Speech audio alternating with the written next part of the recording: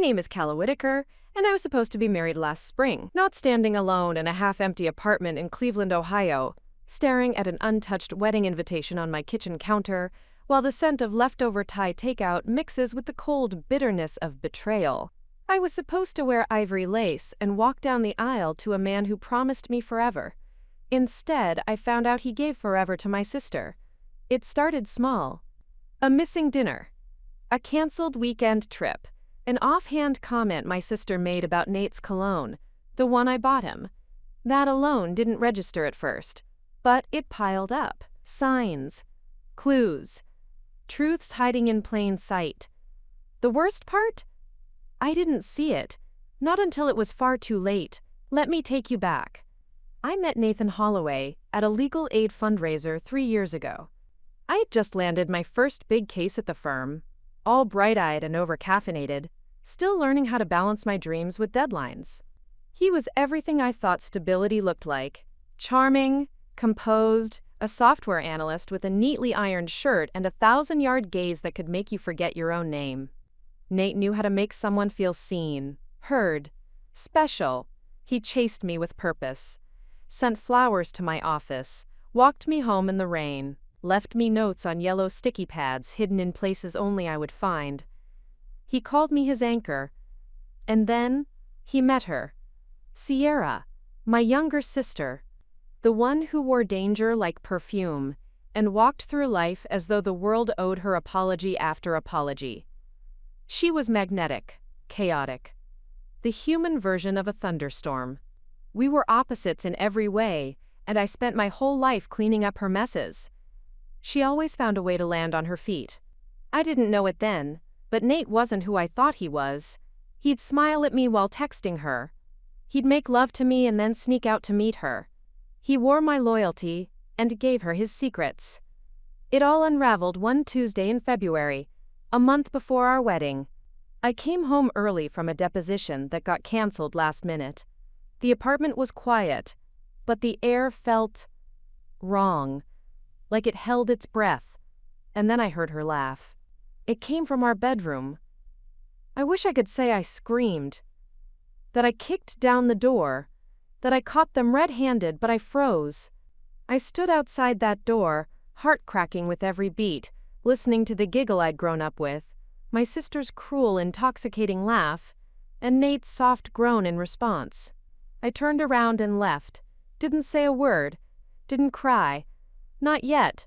Instead, I walked to the nearest ATM, pulled every dollar I had out of our joint account, because something deep inside me knew this wasn't just about sex. This was betrayal, theft, a long con. And the deeper I dug in the days that followed, the worse it got. He was in debt. Not a few thousand, hundreds of thousands. Credit lines he never told me about. Loans taken under our names. My name. His company had tanked 6 months ago. All those client dinners, paid on a card that listed me as a co-signer. My perfect credit score? Destroyed. I was engaged to a man who was slowly feeding on my life, my finances, and my future. And Sierra, she knew. She didn't just know. She helped him. Their plan had been simple. Marry me, drain what they could, then disappear. She'd play the grieving sister. He'd be the distant, devastated widower, and I'd be left with the bills, the shame, and the questions. But I found out first, and they didn't see what came next. I didn't yell. I didn't confront. I didn't even call them. Instead, I watched. I read every email, tracked every payment, hired a private investigator, because I still had money tucked in places even Nate didn't know about. I built a case. And then, one Sunday morning, I walked into the boutique hotel where they were holed up like 2 rats pretending to be royalty. I wore white. They didn't see me at first. Nate had his arm around her like she was a prize. Sierra was laughing into her mimosa, hair up, sunglasses too big for her face, her engagement ring glittering like a middle finger. Yes, engagement ring. The same one I'd worn. He gave her my ring. I walked right up to their table, slow and steady, set the manila folder between their plates. "You forgot something," I said. Their faces shifted in slow motion. Confusion, panic, rage. I didn't stay to watch it all unravel. I simply turned and walked out. But that was just the start. You see, I didn't just expose them. I gave Sierra the full inheritance of what she stole. Nate's debt. All of it. I transferred every last line of credit, every loan, every liability, legally, cleanly, into a shell company. One I tied to her name. She became the co-signer, the owner, the sole responsible party. And then I vanished. Changed my number. Closed every account. Left Cleveland and moved across the country. But karma doesn't end when you walk away. It circles, waits, hits when you least expect it. And the thing about Sierra, she doesn't go down without dragging others with her. I thought I'd escaped. I thought I'd rebuilt. But 3 months later, I saw her name on my phone screen.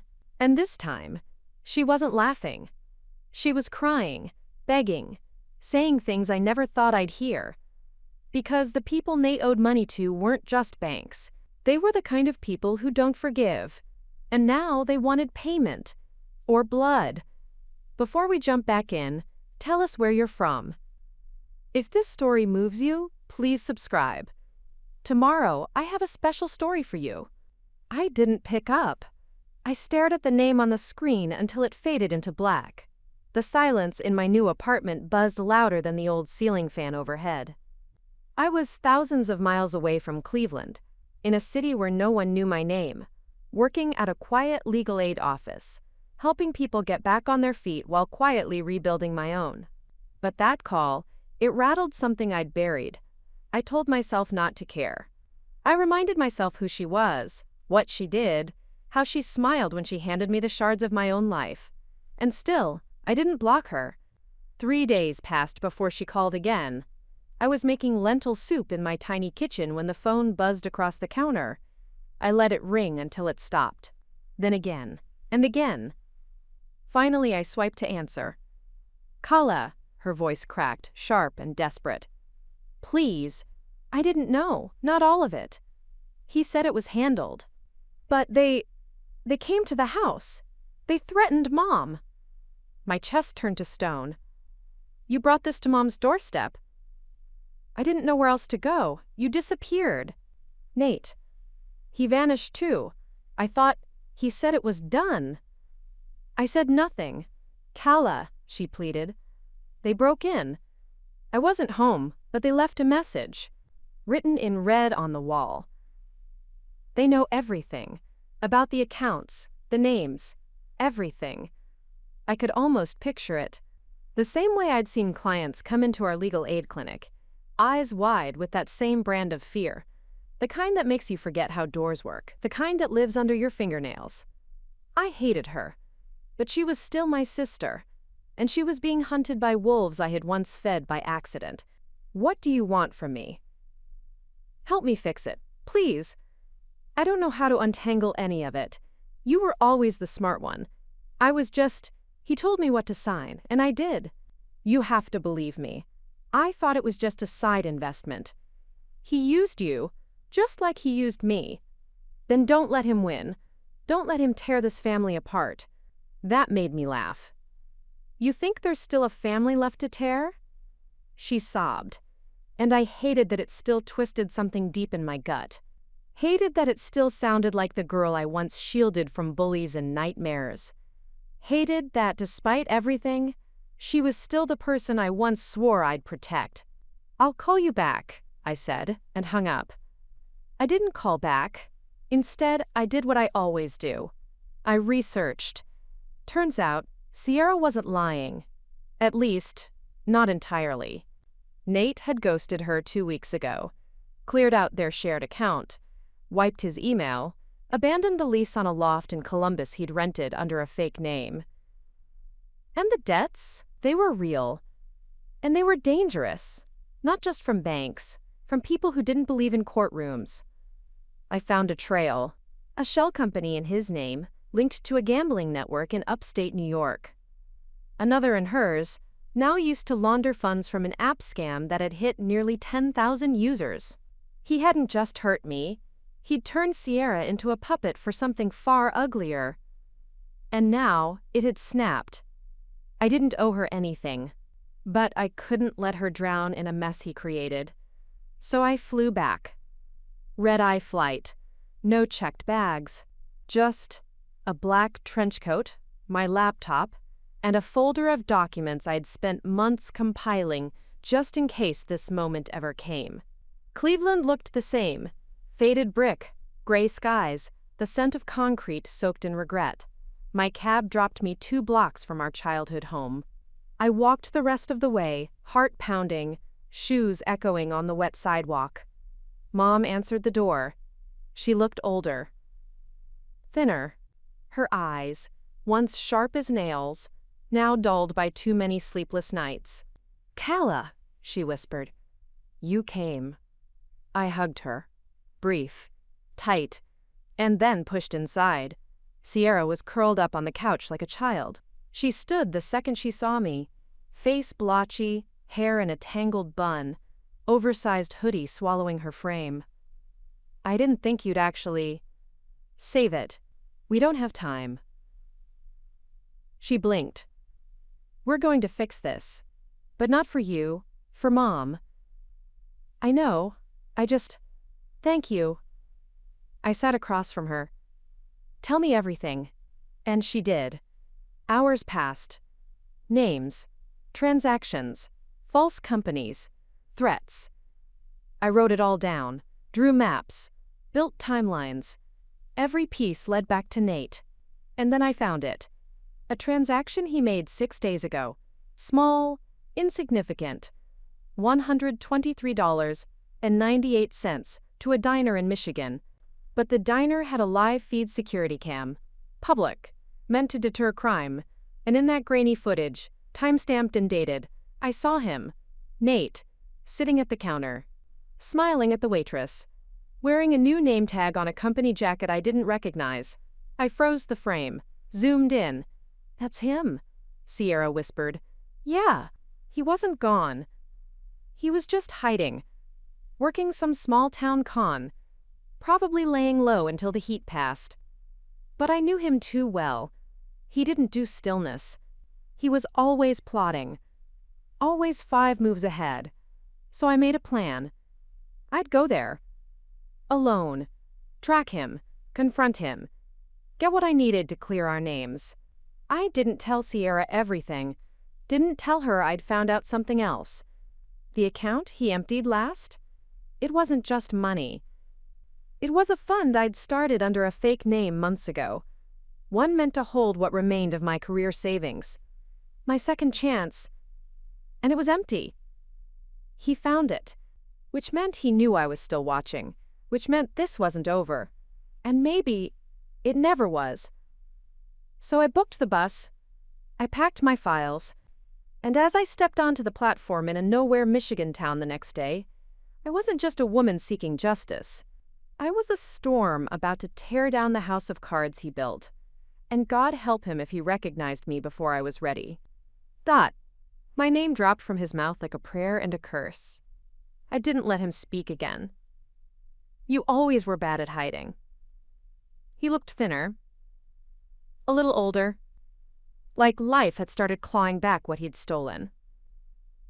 "How did you? Doesn't matter. What matters is that you're going to fix what you broke." He laughed. "You tracked me down for revenge? Is that it? You always were dramatic." "This isn't revenge, Nate. This is survival. You dragged me and Sierra into something big. And now the people you owe, real people, are circling.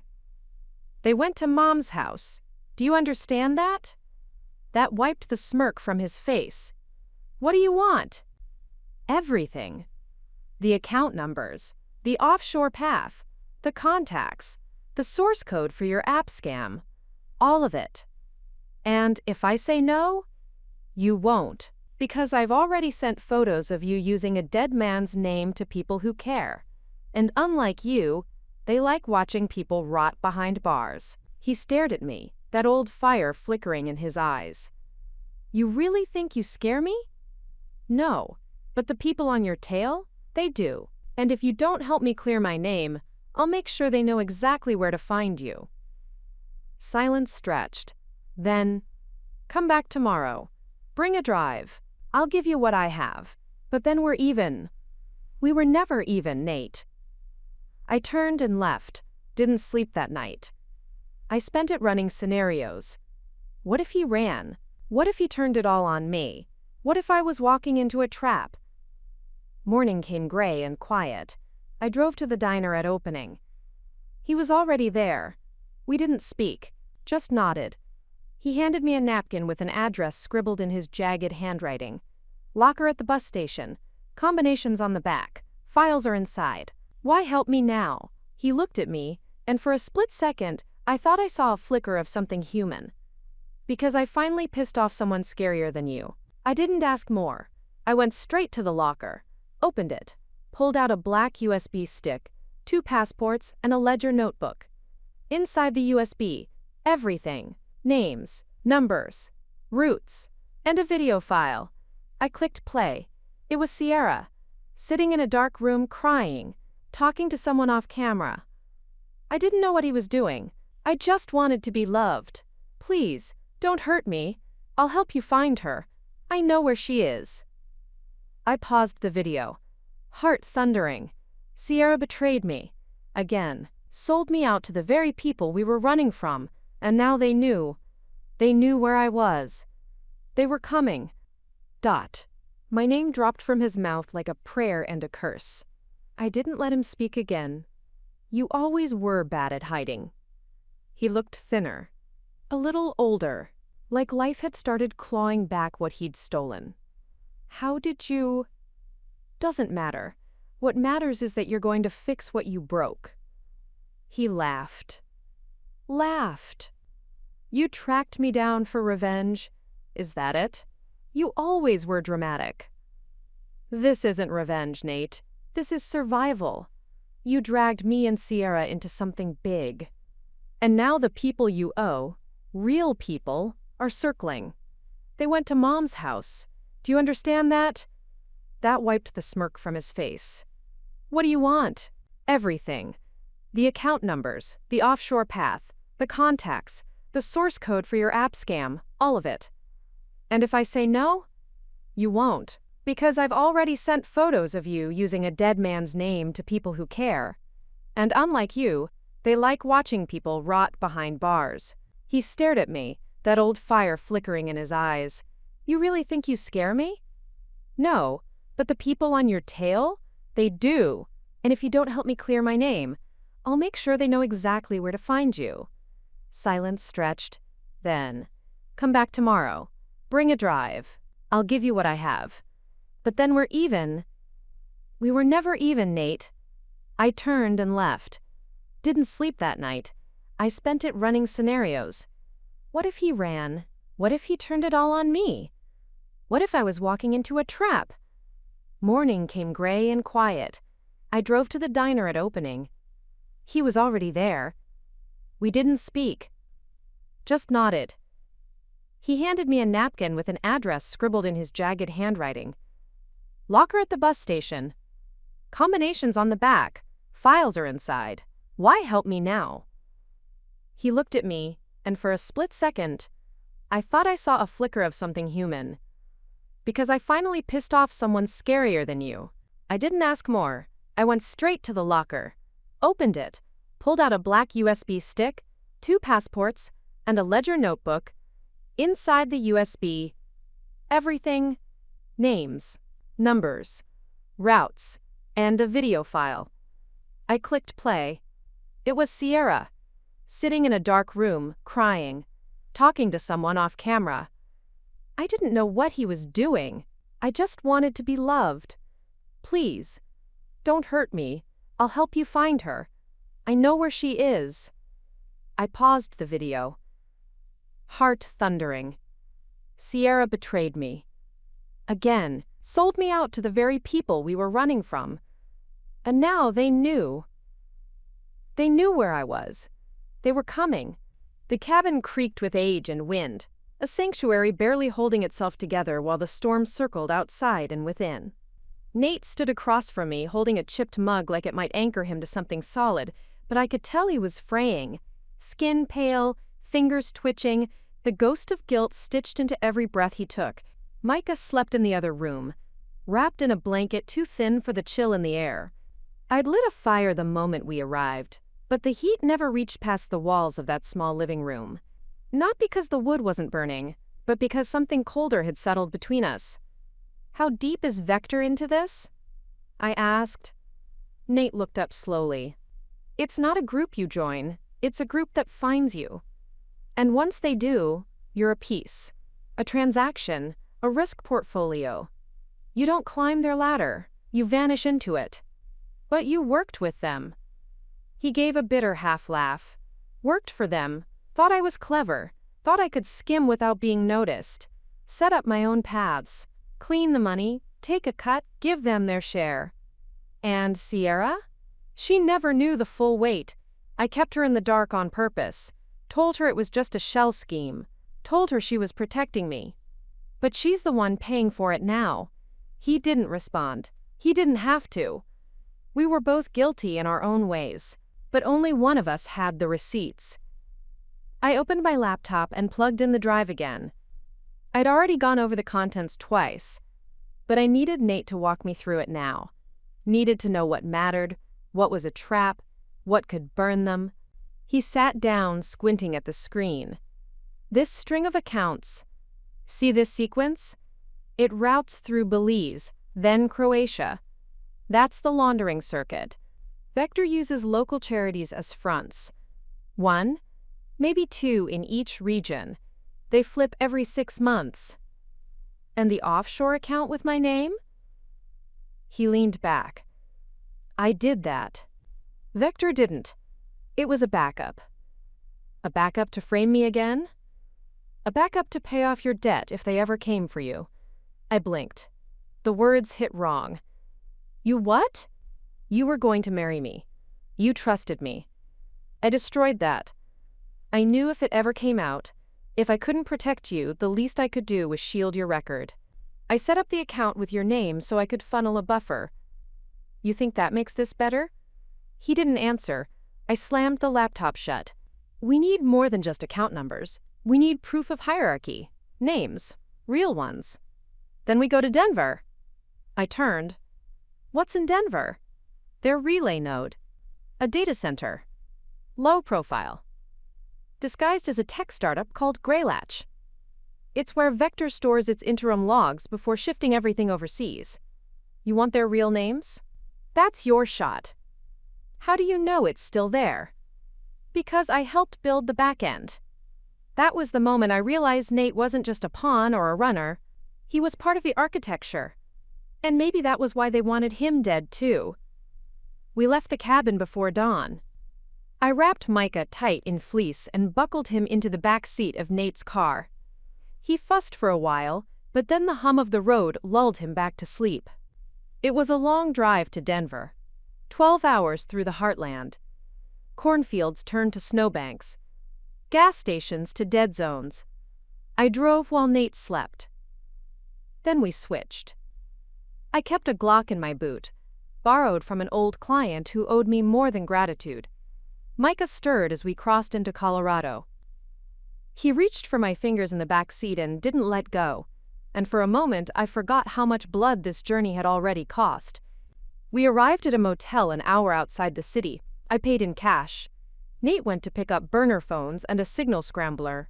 While he was gone, I opened my laptop again. Checked in with Noah.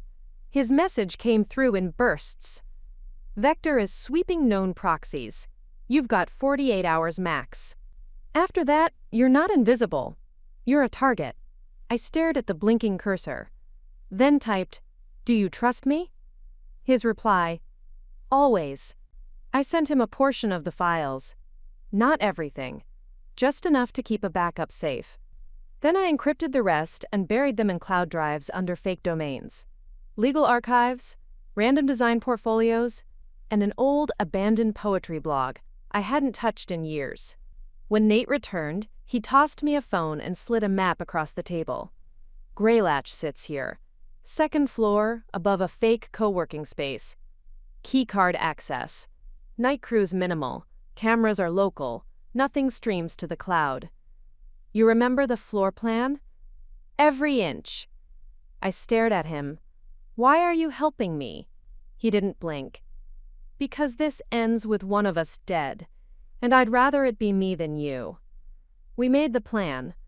I'd go in as a consultant. Nate still had access codes. He'd walk me through the internal systems from a car parked nearby. We'd use a fake project pitch as a cover. 10 minutes in, download everything. Get out. No detours. No improvising. We left Micah with a friend of Nate's. Someone from the old days who owed him a favor and didn't ask questions. Walking into that building was like walking into a storm. Every instinct screamed at me to turn back, to run, to disappear. But I'd already tried that life. And Vector had followed. The receptionist barely looked up as I flashed the fake badge Nate printed the night before. You're with Maryland Tech? New contract. Penetration test. She nodded, logged my badge, and buzzed me in. The elevator hummed with fluorescent tension. I could hear Nate's voice through the earpiece. Straight hallway, second door on the right, glass walls, camera in the far left corner. Keep your back turned. I moved like I belonged. Clicked through fake presentation files on a borrowed laptop while the extraction software worked in the background. 7 minutes in. You've got 3 minutes, Nate whispered. Someone just flagged your ID. My heart thundered. I stood up, hit the emergency screen lock, and slid the drive back into my jacket. Don't run, Nate warned. Walk. Breathe. I did. Down the hallway. Past the reception desk. Almost to the elevator when… excuse me. A man. Mid-30s. Suit too clean. Smile too flat. I think you left something in the server room. I turned, half a smile on my lips. Oh. What was it? He didn't blink. Your name. My blood ran cold. He grabbed my wrist. The hallway blurred, then came the sharp hiss in my ear. Nate's voice, flat with terror. Kala, run, now. So I did. My heels thundered down the hallway as I shoved through the stairwell door. Not the elevator, never the elevator. Too easy to trap, too easy to stop. The echo of pursuit followed, a rhythm that matched my pulse. Heavy, relentless, closing in. The earpiece crackled. West exit. Skip the lot. They're already circling. Nate's voice, tighter than ever. I threw the stairwell door open on the first floor, bolting down the final steps. My hand gripped the metal railing, palm slick with sweat. A man passed me on the landing. Neutral face, blank eyes. But the earpiece in his right ear? Too familiar. Vector had more than one watching. I slammed the lobby door open. No time to think. A receptionist looked up in surprise as I burst into the lobby like a woman running from a fire. I didn't stop, didn't make eye contact, just moved. Fast, sharp, through the main doors, onto the street. The air outside bit like ice. Wind cut across the sidewalk and whipped my coat back. But I didn't break stride. I rounded the building, moving fast through the alley behind Greylatch. Nate's car, a rusted blue Honda we'd switched into 3 cities back, was already rolling toward the curb. I yanked the back door open and threw myself in. Drive, I hissed. He didn't ask questions. Tires screeched. He took a hard right onto an access road, left through a construction site. I caught my breath in increments, lungs still clawing for air, chest heaving as I shoved the drive deeper into my jacket pocket. Did they get a look at your face? Nate asked. One of them did, but I didn't stop long enough for a full profile. Doesn't matter. If they flagged your fake badge, they'll trace the photo. Then we move now. Again. He nodded, jaw set. We switched cars 2 exits later, abandoned the Honda in a parking garage, and took a rideshare to a storage unit where Nate kept a backup vehicle. A black SUV with windows just dark enough to pass, plates that came off with a screwdriver, and a trunk lined with gear I didn't want to know too much about. By the time we hit the highway again, night had fallen. "Where's Micah?" I asked. "Safe. For now. But we can't stay near him. If they're tailing you, they're tailing both of us. He's safer without us." We drove in silence for an hour. Then Nate pulled into a truck stop on the edge of nowhere. It wasn't much. Just a few pumps, a diner with plastic tables, and a scattering of semis sleeping in the dark. He killed the engine. "We need to see what you got." I opened the laptop, plugged in the drive. It loaded slowly, too slowly. But when the files appeared, even Nate stiffened. Not just account logs, not just shell company blueprints, photos, names, contracts, kill orders. This wasn't just a laundering ring. It was a system of control, influence campaigns, political bribes, false identities sold to war criminals, pay-for-hit contracts cloaked in business language, cleaning services, debt relief interventions, executive exit plans. And one name kept repeating. Dot. A woman. Codename Aurelia. She was everywhere. In the header metadata, on account authorizations, referenced in encrypted messages. "Who is she?" I asked. Nate stared at the screen. "She's the architect, the one they answer to.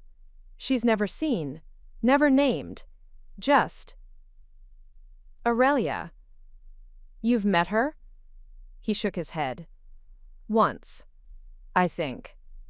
At a fundraiser years ago.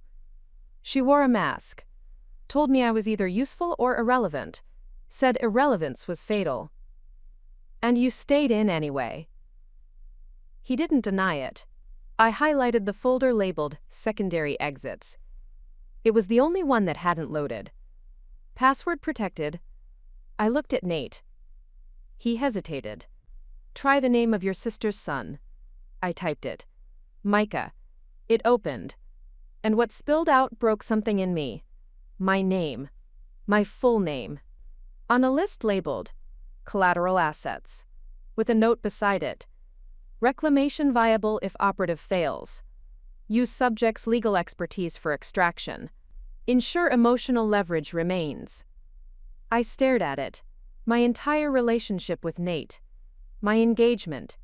My life. Planned. Used. Structured. "You knew," I whispered. "Not then. Not like that.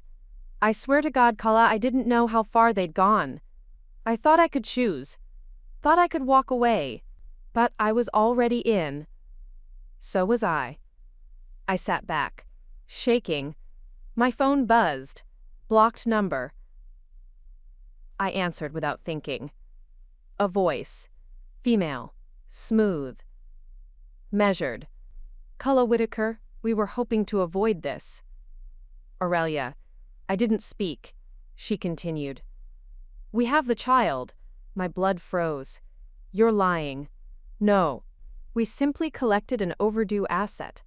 Emotional leverage, as you've now seen, remains the strongest form of persuasion. If you hurt him, we want the drive, Culla. That's all. Leave it at the location. We'll text. Walk away. You'll never hear from us again." Why me? Why the setup? Why the engagement, the lies, the manipulation? Because you're very good at solving puzzles, and we needed someone to find the holes we missed.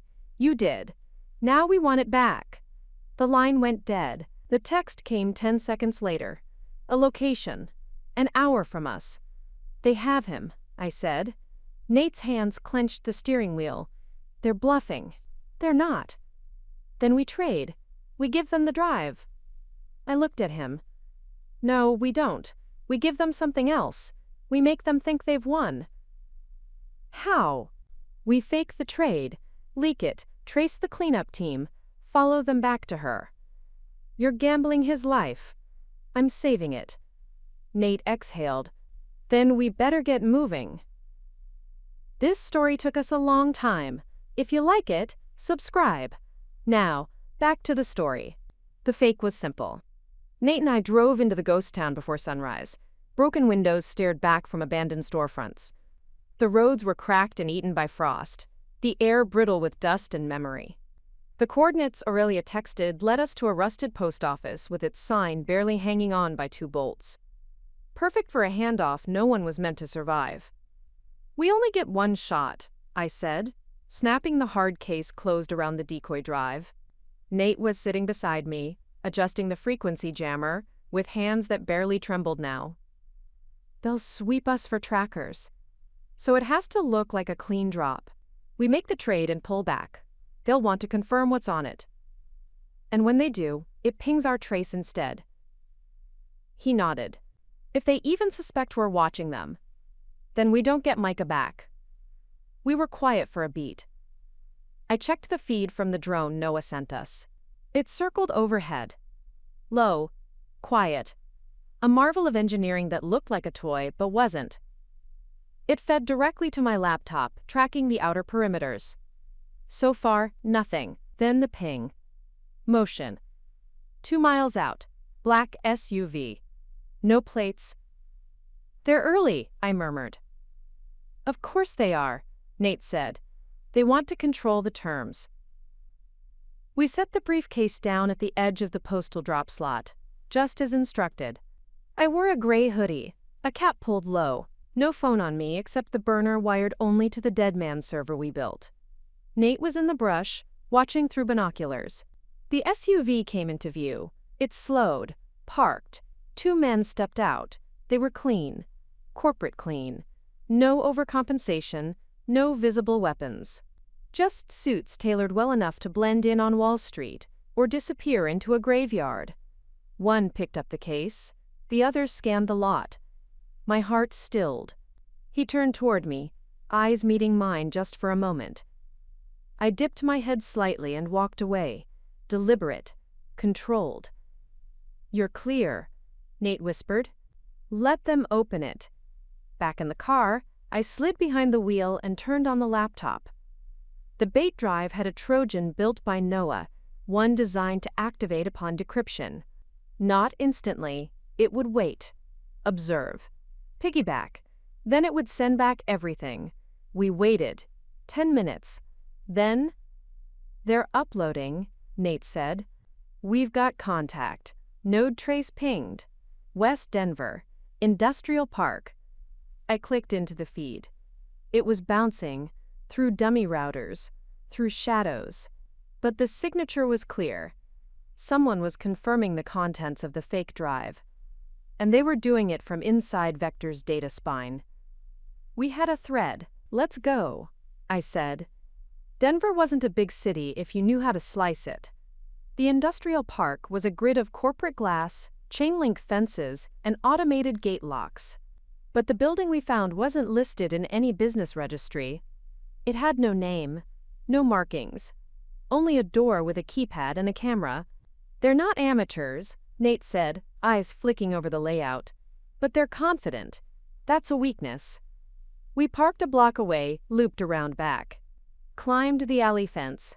Entered through the loading dock. Inside was quiet. Too quiet.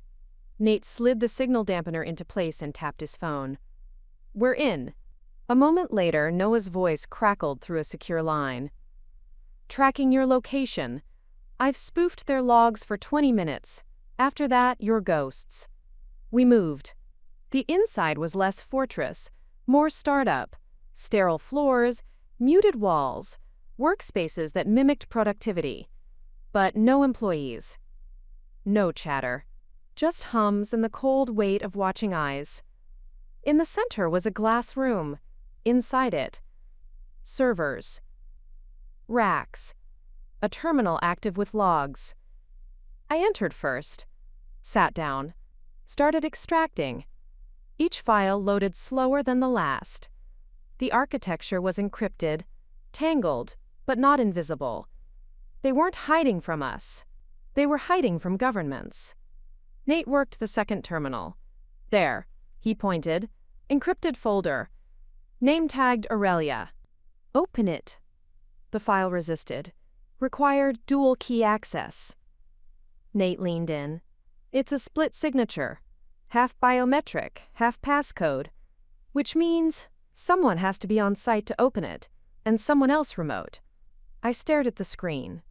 Then someone's nearby. That was when the lights cut. Total darkness. Then, the emergency strobes flicked on. Red pulses. An alarm tone. "They know we're here," I whispered. Nate stood, gun drawn. His breath visible in the cold that followed the power loss. A door slammed open in the hallway outside. Footsteps. One. Then more. I shoved the last drive into the laptop, copied everything I could, encrypted it mid-transfer. The footsteps got closer. Then a voice. Kala. A woman. Smooth. Measured. Familiar. I stepped into the hallway, pistol raised, and there she was. Aurelia. Not masked. Not hidden. Dressed in black. Leather gloves. Platinum hair tied into a braid that shimmered like ice. "You impressed us," she said. "Where is Micah?" She smiled. "Safe? Until I say otherwise." I stepped forward. "Give him back. Walk away, and I'll let you live." Aurelia laughed. "You think you're not still a pawn in this? That the fire you think you're setting hasn't already been predicted? You want your nephew? Fine, take him. But you won't stop this. Vector isn't a person, it's an idea, and ideas don't bleed." Nate stepped up beside me. "Then let's see if you do." Gunfire erupted. I dropped to the floor, pulled Nate with me. 2 men in the hallway, both armed. Aurelia ducked left, vanished. We fired back. Close range. 1 down.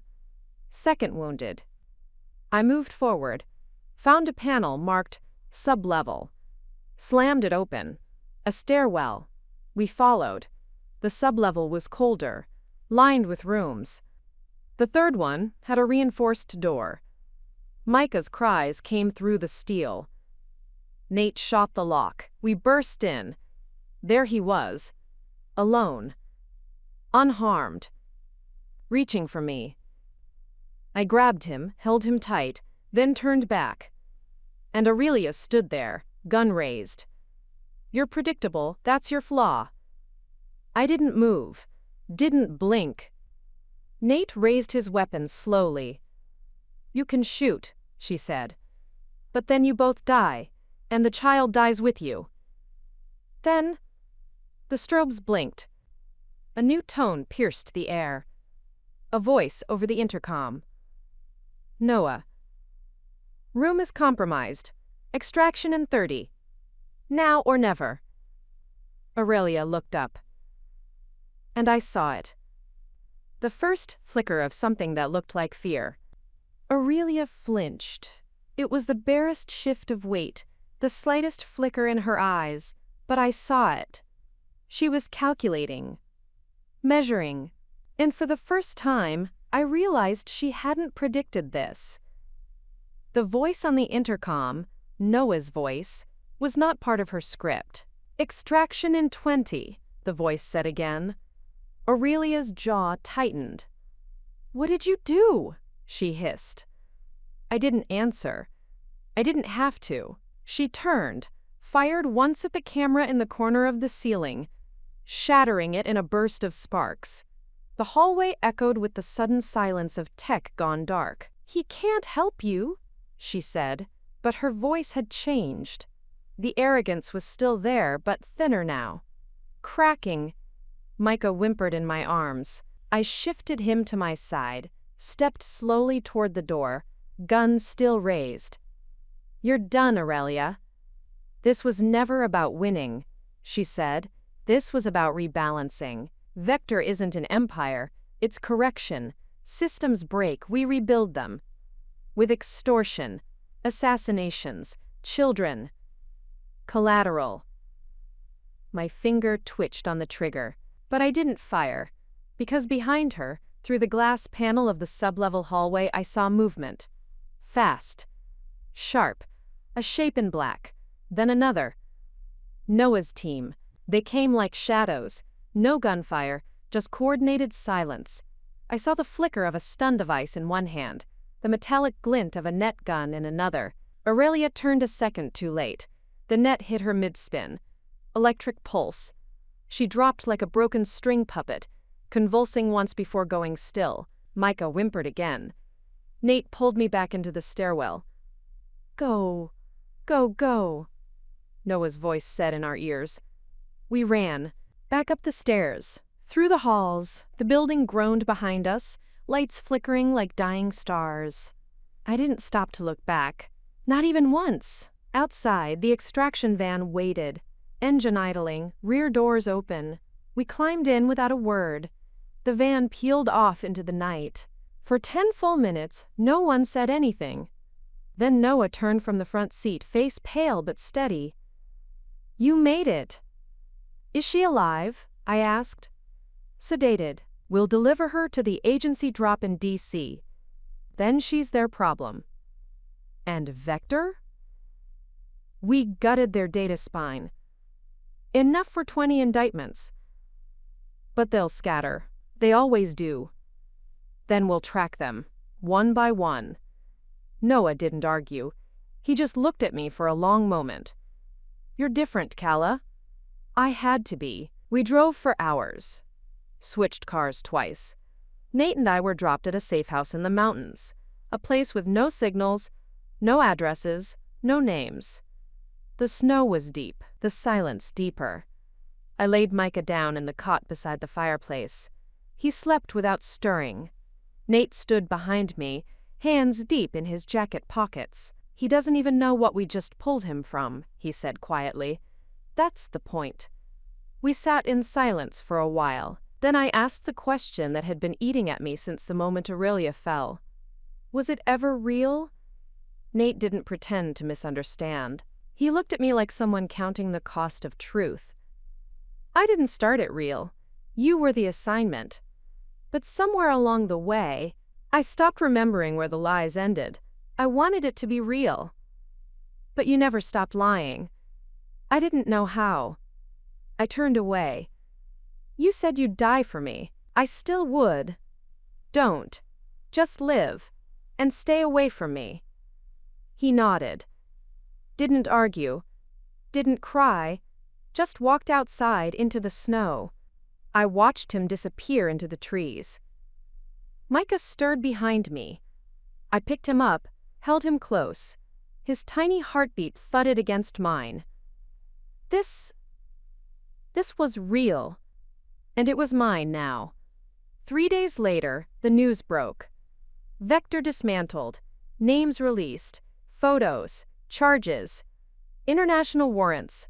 Aurelia's face was everywhere. Mask gone. Legacy shattered. Nate's name was never mentioned. Noah made sure of that. And mine? I disappeared into the footnotes. A whistleblower. Unnamed. Good. Micah and I moved again.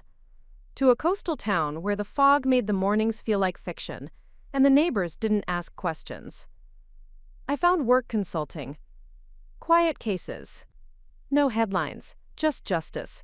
But some nights, when the wind howls against the windows, I still check the locks 3 times. Still keep the gun within reach.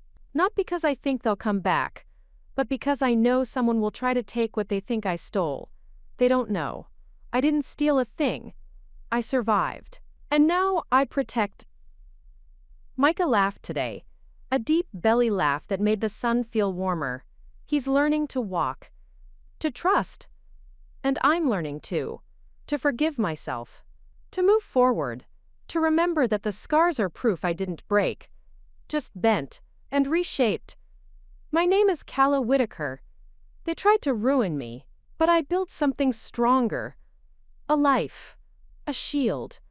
A truth that cannot be bought or buried. And if they come again, they'll find I'm no longer someone's pawn. I'm the one who rewrites the board. 2 more great stories are next. Don't miss them. Subscribe and turn on notifications. I thought it was over. That kind of relief, the quiet after chaos, had a way of dulling your instincts. I started counting safety in cups of coffee, morning light on the floorboards, the sound of Micah humming nonsense to himself as he played with blocks by the fire. The kind of peace that made you believe the nightmare had truly ended. But peace doesn't erase enemies. It just makes you forget they haven't all been counted yet. It started with a letter. No return address, no postage stamp. Just slid under my door one morning like a warning dressed as curiosity.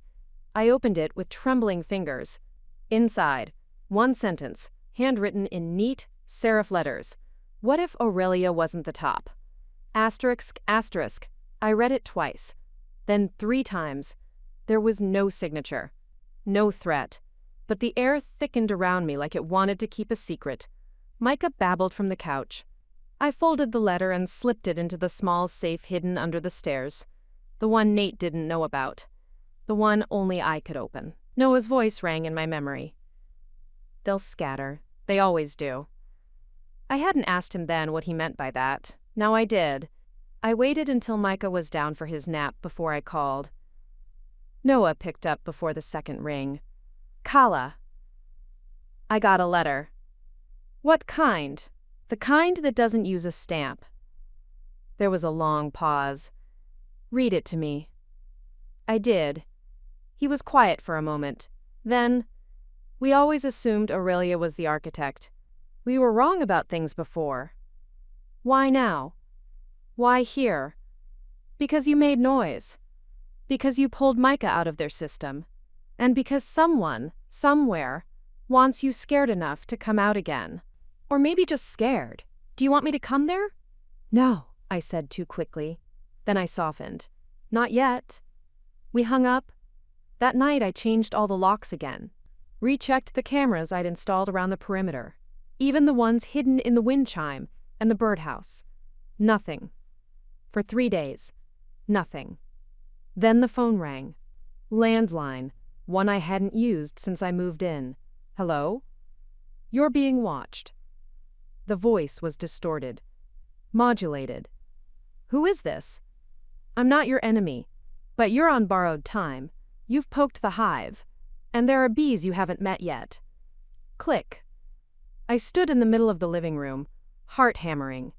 That night, Micah screamed in his sleep. I ran to him, thinking it was just a bad dream. But there was something on the window, a handprint. Too high up for him. Too fresh for me. I called Noah. Come, now. He arrived by morning. Unshaven, eyes bloodshot, a duffel bag full of tech and loaded questions. We swept the house. Found a bug in the chimney. Another in a coat I hadn't worn in months. And a third behind a picture frame that hadn't been crooked until the night before. They were in here, I whispered. Noah nodded, and they wanted you to know it. Micah clung to my leg, too young to understand, but not too young to sense the shift in the air. You need to leave. Again, Noah said. I just started over. You want him safe? Then start again. So we did. New names, new house. This time inland, tucked between hills and rivers. Noah stayed, slept on the couch. Took shifts watching the feeds. Micah called him, oh, the closest his little mouth could manage. Weeks passed, no letters, no calls. Until one day, Noah sat me down.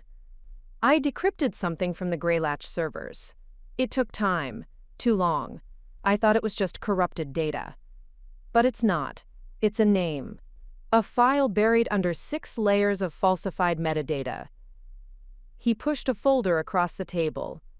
I opened it. Inside was a document. Project Cantor.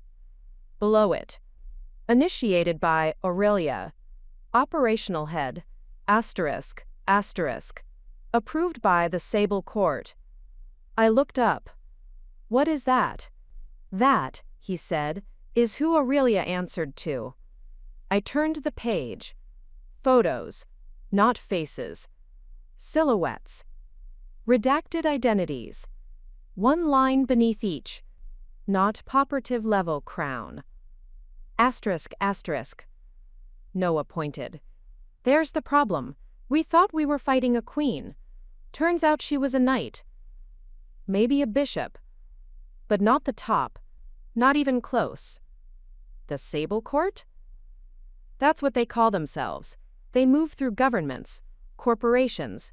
They bury countries and build new ones from the wreckage. Vector was their tool, one of many.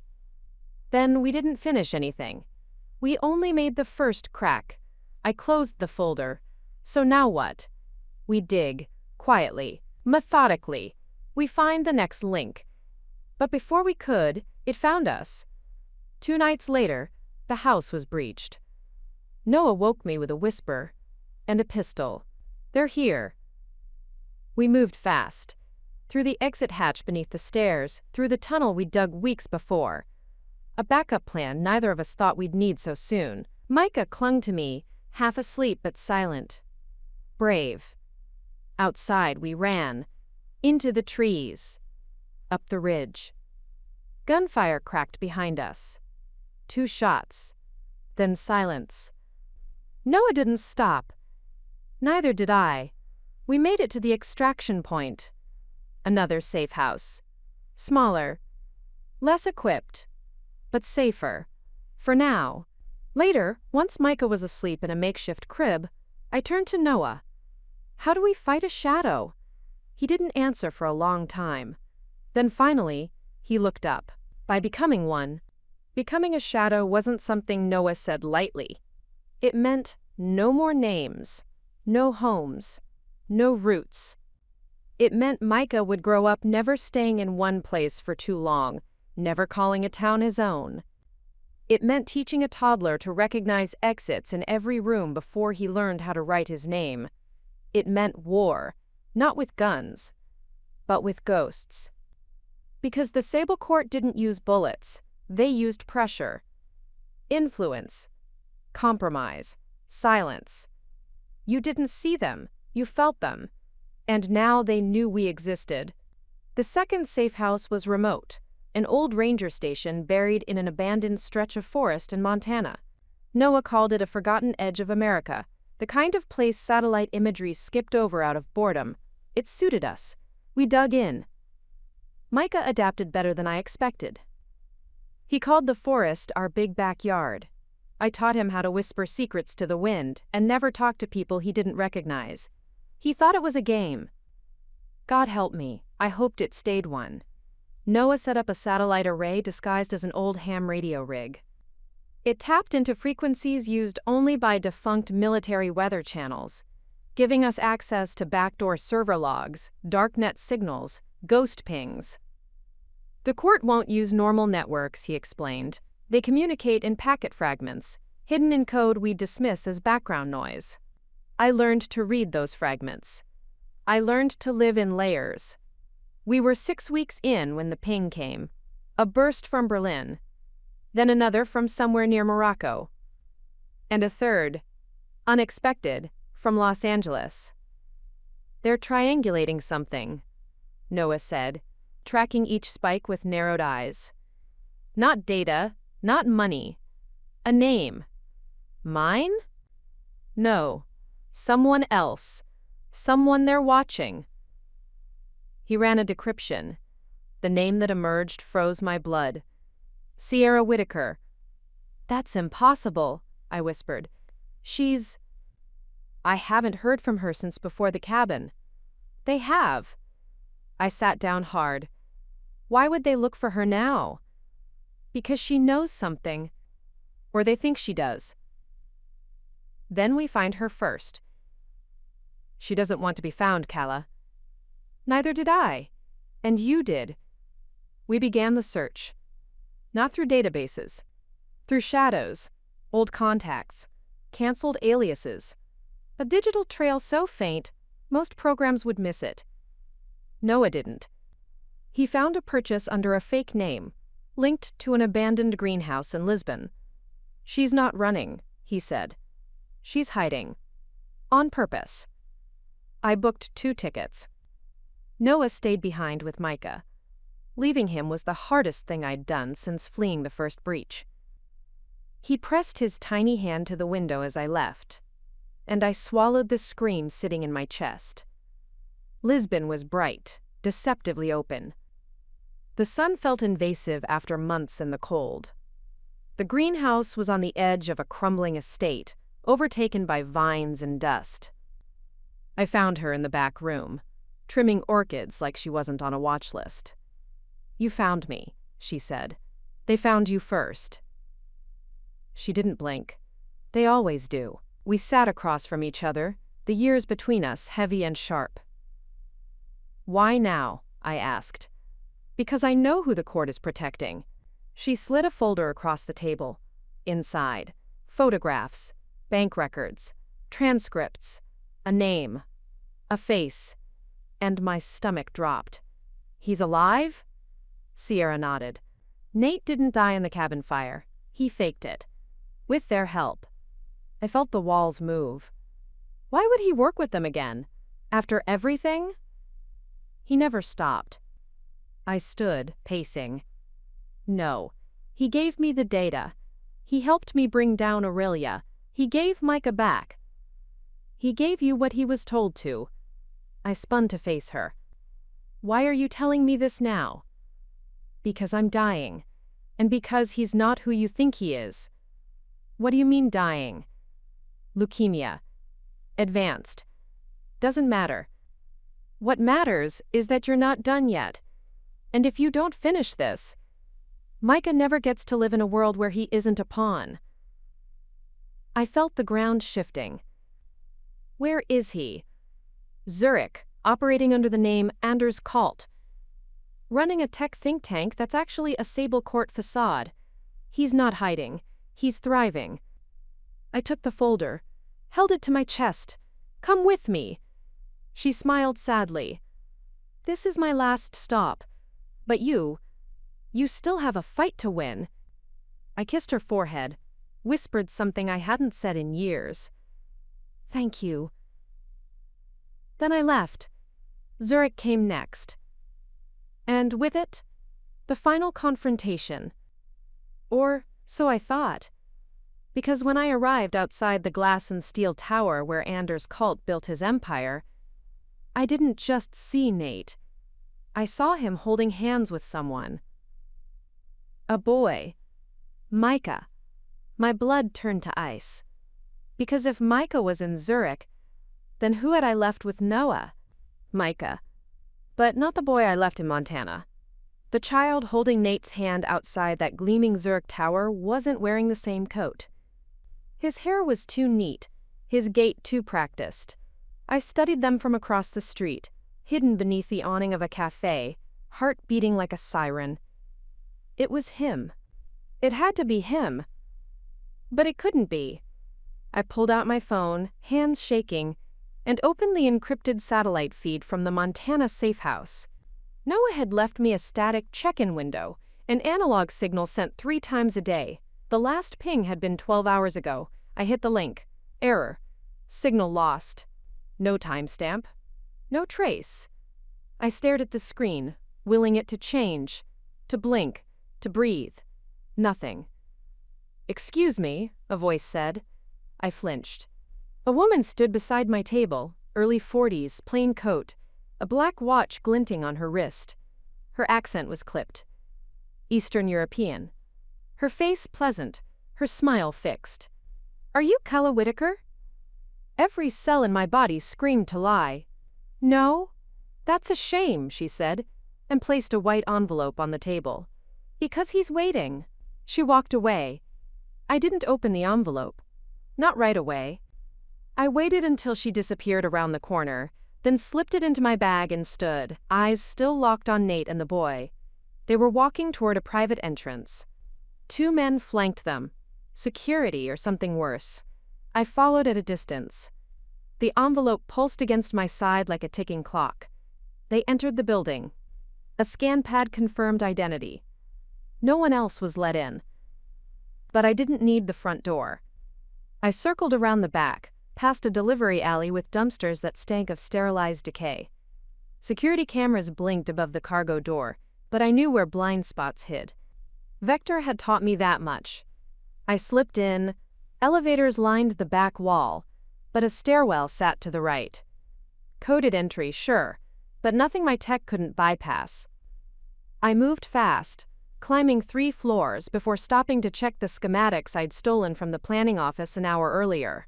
The think tank operated on floors 5 through 10. I was on 6. Good. The hallway was silent, floor lit by recessed lighting and chrome paneling that made everything sterile and cold. Every door was biometric. Every camera was internal. But the utility access, still old school. I climbed into the ceiling. My arms shook, but I crawled through it until I found the vent above conference room Theta. I peeked through the slats, and there he was. Nate. No. Anders Kalt. He stood at the head of the table, hands resting calmly on the surface, flanked by people in suits too sharp and eyes too hollow. And across the room sat the boy. Not Micah. Not mine. He was older, his posture stiffer, his eyes glazed, a clone. I couldn't breathe. The replica training is ahead of schedule, Nate said. Someone clapped politely. A woman leaned forward. And the original? Still with Whitaker's contact, but they're burning that trail now. It'll be clean in 3 days. I froze. Noah. I backed out. Dropped to the floor 2 corridors over. My lungs screamed. My legs burned. But I moved like survival was the only language I had left. Once outside, I pulled the envelope from my bag. Inside was a photo. Noah. Bound. Beaten. Alive. And a note. Come alone. Rooftop. Midnight. Asterisk. Asterisk. I stared at the sky. Zurich's clouds had begun to gather. Midnight was 5 hours away. I needed help. But there was no one left to call. I found a terminal in an abandoned train station, tapped into an old contact, one of the few remaining ghosts I hadn't burned. Her name was Clove, a hacker, a fixer, once exiled from Vector for disobedience. She owed me a favor. She answered on the 3rd ping. You should be dead. Not yet. What do you want? A full trace on the Zurich Tower. Floor plans, staff logs, private feeds, and an exit. For 1 or 2? I hesitated. 3. I'll send what I can, but you'll owe me. I already do. I hung up, burned the SIM. Then I waited. At midnight, I climbed. The tower's rooftop was ringed in glass, a viewing deck turned private lounge. No security. Just arrogance. Nate was already there, and Noah, tied to a chair. Bruised. Blood at the corner of his mouth. Nate smiled. You never were good at walking away. I aimed my gun. You never were good at staying dead. He raised his hands. No need for that. I brought him, didn't I? What do you want? What I always wanted. Control. You already had it. Not over you. The wind howled. You used me. You hurt Micah. Micah's safe. Not with you. He laughed softly. You think you know what's coming? This isn't the end, Kayla. This is the beginning. The court is expanding, and you could have been part of it. I'd rather die. That can be arranged. He moved. Fast. Too fast? I fired. The bullet grazed his arm. He lunged. We crashed into the railing, the edge biting into my spine. He grabbed my wrist, twisted. Say goodbye, he hissed. Then a flash. A stun pulse. He crumpled. Noah. He'd freed himself. Somehow. I dropped to my knees, gasping. Noah pulled me up. We have to go, now. We didn't wait. Clove's trace led us through an emergency evac line in the garage. We exited through a service tunnel beneath the city. By dawn, we were gone. Zurich was behind us. But the court wasn't. Because Nate's last words weren't a lie. It wasn't the end. It was the start of something darker. Zurich faded behind us like a dream that left bruises. Noah's injuries were worse than I'd realized. His ribs were cracked, 2 fingers broken. He hadn't let me see the worst of it until we were on the train north, our faces hidden under scarves and caps, our voices barely above a whisper. I cleaned his wounds in the bathroom of a train station in Hamburg. He didn't flinch. He knew we were watching, I said, disinfecting a gash on his shoulder. He let me get close. He wanted you to see him. Why? Because he's not done. I stepped back. Then neither are we.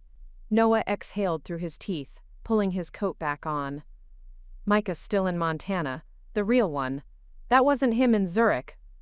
A replica, a test. A message. We moved again. Through Prague. Through tiny border towns and ferry checkpoints. We used aliases. Clove spun up for us, a botanist and a travel writer. I hated the lie. But I hated the silence more. For days we were ghosts, until Clove sent a message. Project Falcon is live. Target cities: Lisbon, Oslo, Chicago, Karachi. Estimated launch: 12 days. Asterisk. Asterisk.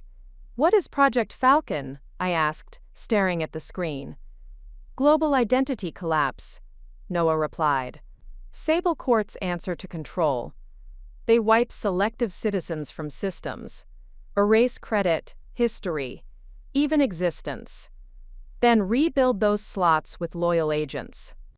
It's not espionage. It's replacement. I sat down hard. And you think I'm one of the targets? No, he said. I think you're the prototype. The room spun.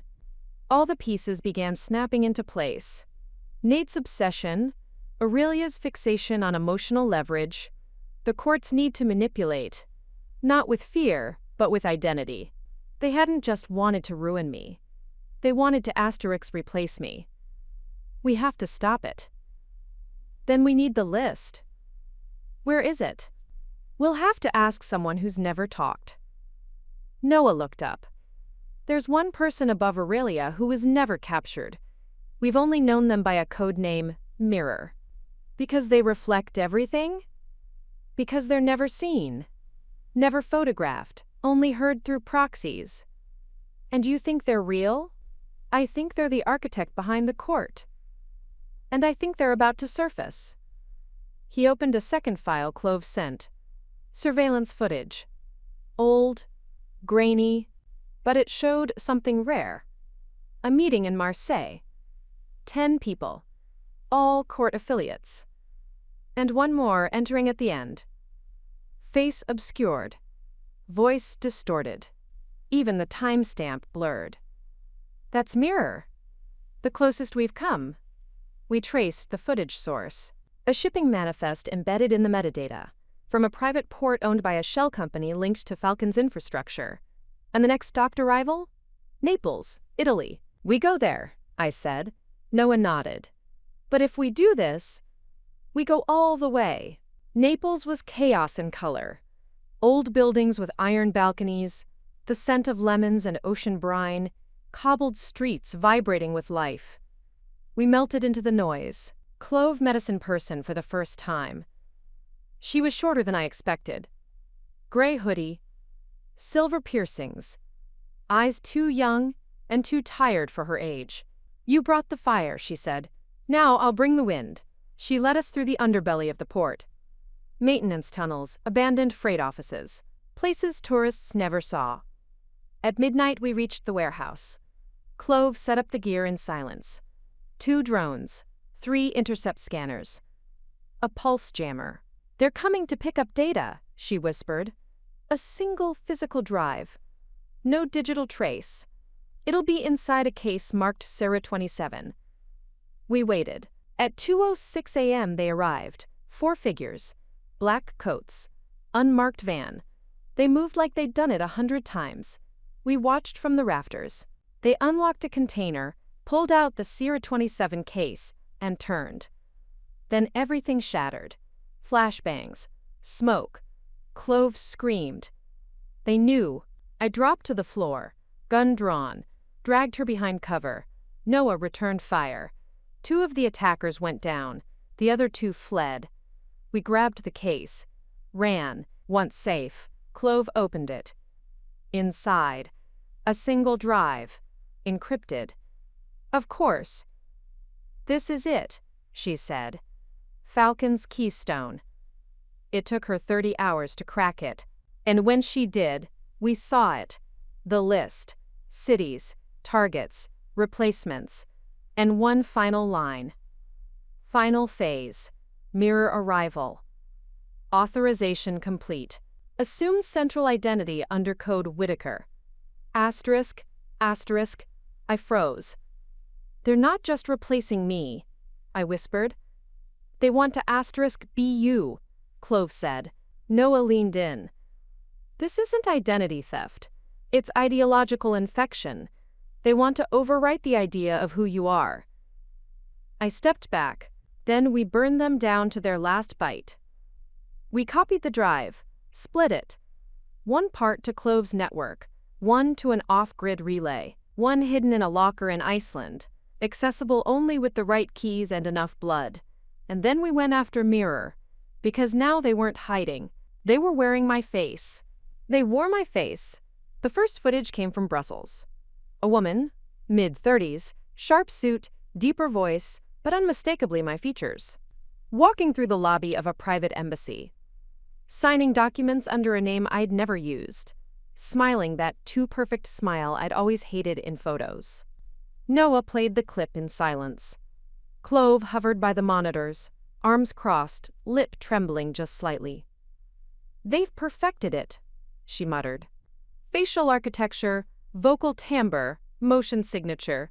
It's not just a match, it's a mirror. A mirror with my name, my fingerprints, my history. The Sable Court hadn't just studied me, they'd reconstructed me, taken every detail I'd ever been careless with and molded something else out of it. I looked at the frame frozen on the screen. The woman stared back. She wasn't me, but she would become me if I let them. She's heading to a summit, Clove said, tapping a key. Private biotech meet, 2 days from now. Geneva. It's not public, but the list leaked through a side channel. Guess who she's registered as? Calla Whitaker, Noah said quietly. Clove nodded. And what's the play? I asked. Noah clicked open another file. Best guess? She'll be laying groundwork. New contracts. Positioning herself as the central contact for Falcon's next stage. The real Calla is inconvenient. But the version they've built, she's credible, untarnished, and controlled. She's the future they want people to believe in, Clove added. That's why she has your history, just without the burn marks. I paced the length of the warehouse. She'll be heavily guarded, I said. Noah nodded. Security levels will be absurd. Facial scans, voice keypads, heat maps on all rooms. If you go in through the front, you'll trigger every alert. I turned. Then I won't go in through the front. We started planning immediately. Every second mattered. I spent the next 48 hours studying her. The imposter. Watching her mannerisms. How she tilted her head, the cadence of her speech, the way she held her pen. She moved like she'd been trained in my bones. It made me sick. But it gave me leverage. The summit was being held at a converted chateau on the edge of Lake Geneva, surrounded by acres of private forest. 1 road in, 2 exits, rooftop helipad. Clove acquired a blueprint from a contact in Serbian customs. There was a tunnel, unused now, beneath the east wing, once meant for wine deliveries. Narrow, crumbling, forgotten. Still accessible? I asked. Clove shrugged. If you like spiders. I did. By nightfall, we were in Geneva. Clove stayed behind, acting as my eyes. Noah came with me. Still healing, still limping. But I needed him. We made it to the chateau perimeter by 2:13 a.m. guards patrolled at wide intervals, relying more on tech than human eyes. That was their mistake. We crawled through the old tunnel. Air thick with dust, Ceiling cracked like aging skin. At the end, a service panel. Rusted. But Clove's signal on my earpiece said it still responded to the old voltage trigger. We opened it. Slipped in. Inside was cleaner. Too clean. Sterile. We moved room to room until I heard it. Her voice, my voice, laughter echoing off polished marble walls. We reached the conference room just in time to see her step into view, flanked by 2 court agents. The audience was composed of scientists, investors, and suits, so expensive they looked vacuum-sealed. I watched from behind a false panel. She began speaking. They applauded, and all I saw was a puppet made in my shape. I whispered into the comm, "Clove, begin playback." 2 seconds later, the room's screens flickered, static. Then a video. Me. My face, battered, bloodied, escaping Zurich. Nate's betrayal. The firefight. Aurelia's collapse. Then Noah's voice overlaid. This is the woman they replaced. The one whose life they stole. Ask yourself, who do you believe? The imposter froze. The room rippled with confusion. I stepped out. She turned. Our eyes met. Shock, rage, and something like terror. "You're not me," I said. She didn't speak. Security raised weapons. I raised my hands. "Ask her where she was born," I said. "Ask her what she named her dog when she was 7. Ask her who gave her the scar on her knee." Silence. The room tilted. Then she spoke. "Terminate them." Bullets tore through glass. Noah fired first. I dove left. Chaos erupted. We didn't kill anyone who didn't pull a trigger, but we left no doubts. The last thing I saw before fleeing was her face, distorted with fury, her mask cracking. We escaped through the service tunnel, Clove guiding us every step. By dawn, we were back across the border. News hit the wire by midday. Security breach at Biotech Summit. Unconfirmed reports of identity manipulation. Attendees demand investigation. Asterisk.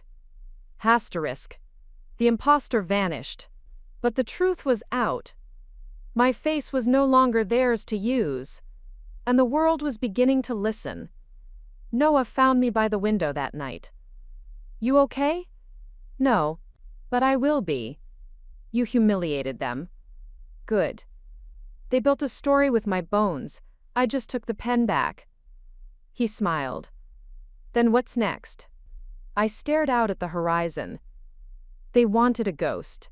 I'll give them one. But not the one they created. The one who ends them. And with that, I began writing the final chapter. My chapter. We had their attention now. That was both the victory and the curse. The footage from the Geneva summit leaked to 3 major news outlets within 48 hours. By the end of the week, social media lit up with hashtags questioning the identity of the woman seen on stage. And investigative podcasts whispered about something called the Sable Court. It wasn't fire yet, but it was smoke. And smoke always found lungs. Noah and I relocated to a safe house deep in the Pyrenees, a converted stone monastery half-eaten by vines and solitude. We called it the Void. Clove joined us a few days later, dragging a suitcase full of modified servers and 2 laptops she'd personally soldered shut against intrusion. She took one look at the place and said, "Looks like the kind of spot someone would choose to die slowly." "Then let's make sure someone else does," I said. We started working from the moment she powered on her system. Our target wasn't the mirror anymore. It wasn't even the court's operators. It was the source. The infrastructure. Because if they could build a replica of me, overwrite the world's memory of my life, and sell that fiction to global investors, then they had the ability to do the same to anyone. They didn't need bullets. They used data. Project Falcon was just the beta, Clove said, pulling up a decrypted document buried beneath the biometric access logs. The real system is codenamed Orchard. It's live, not global, but deep, governmental. Predictive modeling paired with AI replicants. Emotional shadows designed to sway policy from the inside. Influence puppets, Noah said. More than that, she replied. They're turning identity into a weapon. Think. A prime minister with a double. A senator who never actually existed. A whistleblower whose reputation is destroyed by a version of themselves saying the opposite on a deepfake feed. I leaned forward. And you can trace it? Clove hesitated. Maybe. But it requires breaking through something else first. A node called Aura. It's the encrypted brain of Orchard. Buried in the alpine bunker known as Verlassen. Off-grid. Only accessible with 4 rotating biometric keys. Noah sat back. Let me guess. We only have 3. Clove smiled. We only have 1. Whose? Yours. My stomach turned. Why me? Because you were the first. The prototype. They modeled their entire schema off your neurological scans. Every implant, every interaction, every captured voice sample. Your biometric ghost runs inside their system.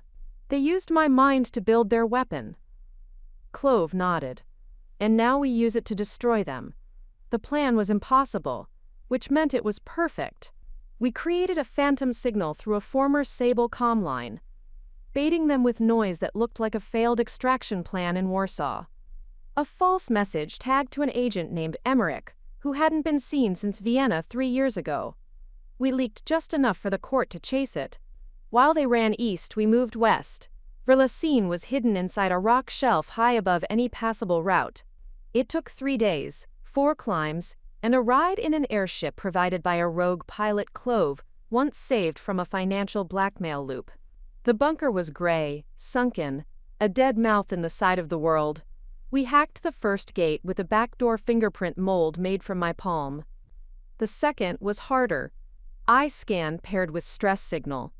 Clove injected me with a sedative to keep my vitals stable. We entered silence. Inside, the hallways pulsed with a quiet so dense it felt like standing underwater. Verlassen was both a server vault and a crypt. Cold metal lined the walls, each door marked not with names, but with symbols: an apple, a raven, a broken crown. The chamber at the end was Aura, 4 biometric pedestals, 1 on each side. The final one, mine. Clove ran the sequence. Lights flickered. The interface opened. And what it showed us wasn't a system. It was a map of influence. Every person whose identity was being rebuilt. Every agent being activated. Every mirror being placed. Jesus, Noah whispered. They're not just replacing people. They're building consensus. 1 puppet at a time. And you're in all of it, Clove said, pointing. Every line leads back to your node. It's how they cloned you. It's how they justified the other replicas. They framed your anomaly as proof of concept. I stared at the data. It spun like a galaxy of lies. I want it offline. Clove hesitated. We don't know what dependencies are nested inside. 1 wrong command, and the mirrors activate autonomously. We might bury the court, but leave their puppets free. Then isolate the code, trap it in a recursive loop, feed it its own data until it chokes. Noah raised a brow. You sure you're not the hacker? I didn't smile. Clove moved fast. Her fingers danced across the screen. The room shook. A siren triggered deep in the bunker. I didn't touch that, she said. A voice echoed over the speakers. Female. Familiar. I wondered how long it would take you to find the heart, it said. It was mine. My voice. But I hadn't spoken. The mirror. She was here. Or worse. Asterix in here. Noah drew his weapon. Lights flickered. Clove slammed the override key. A countdown appeared. Self-destruct? I asked. She shook her head. Worse. System broadcast. They're going to launch every puppet simultaneously. I stared at the spinning code.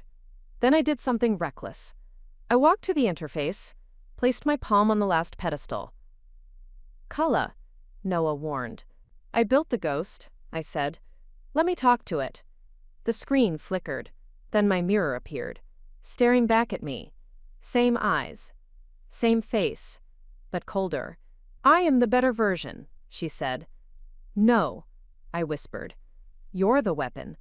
I'm the reason. She smiled. Then I shut her down. Clove's code hit. Recursive loop engaged. Data flooded the system, and the Sable Court's masterpiece began to cannibalize itself. The power surged. The walls hummed. The bunker screamed. We ran. Out. Up. Into wind and snow. Behind us, the system collapsed, and the mirrors fell, one by one. The court was fractured, but I wasn't done. Because I still had my face, and now I was going to show them what it really meant. The court collapsed in silence. Not with gunfire, not with sirens, but with a quiet too large to name. A hush across the globe as systems flickered. Feeds went dark, meetings canceled, messages failed to send. The mirrors broke one by one. AI ghosts shorted mid-pitch, mid-meeting, mid-sentence. Replicas stuttered, twitched, some collapsing on stages before stunned audiences, others simply vanishing as handlers realized the source node was dead. And at the center of it all, the original me stood blinking in the aftermath. I didn't feel triumphant. I felt hollow, because a lifetime of being hunted and replicated had made me forget what it meant to live. But that would change. In the days that followed Verlassen, we vanished again. No news report bore our names, no medals were given, no confetti fell. Only the sudden void of an empire crumbling. Noah drove us through the countryside of southern France, past lavender fields and shuttered vineyards, Micah asleep in the back seat, unaware that the future was lighter now. I watched the trees pass, trying to memorize their shape. Are you going to let it go? Noah asked. No. He didn't flinch. Didn't think so. We killed the system, I said, not the architects. You think they'll rebuild? They're already trying. Somewhere. Clove stayed behind at the void, converting the data we stole into dead drops and warning signals. She launched a public archive called Ghost Ledger, an anonymized record of what was done. Not enough to draw blood. Just enough to keep people awake. But I wasn't interested in ghosts anymore. I wanted names. We started hunting them city by city. Not with bullets. With light. A senator in Buenos Aires whose campaign was funded by shell accounts tied to mirror nodes. An investor in Berlin whose security firm provided housing for known agents. A journalist in Toronto who leaked counter-intel only after vetting it through court-connected sensors. We exposed them, not by shouting, by showing leaks, screenshots, raw video, all timed, all intentional, all impossible to trace. We called the method eye extraction by reflection. Let them see what they'd built. Let them choke on their own optics. Some tried to deny it. Some vanished. One killed himself. I didn't celebrate, because truth doesn't need applause. It just needs air. Micah turned 4 that summer. He asked if he could go to the ocean. We took him. He ran in the shallows like nothing had ever touched him. And maybe that was the only victory that mattered.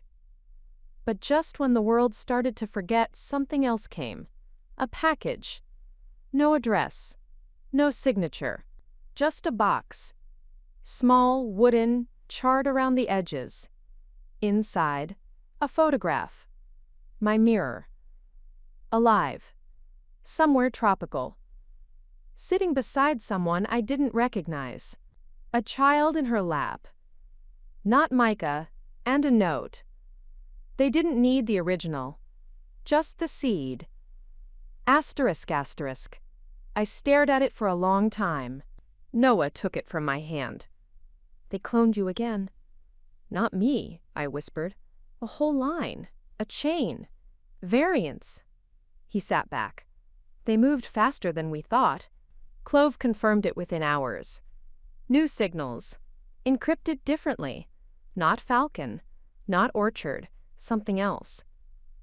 She traced the fragments to 3 sites: Bali, Tel Aviv, Boston, and each one had a reference tag: Hydra, asterisk, asterisk.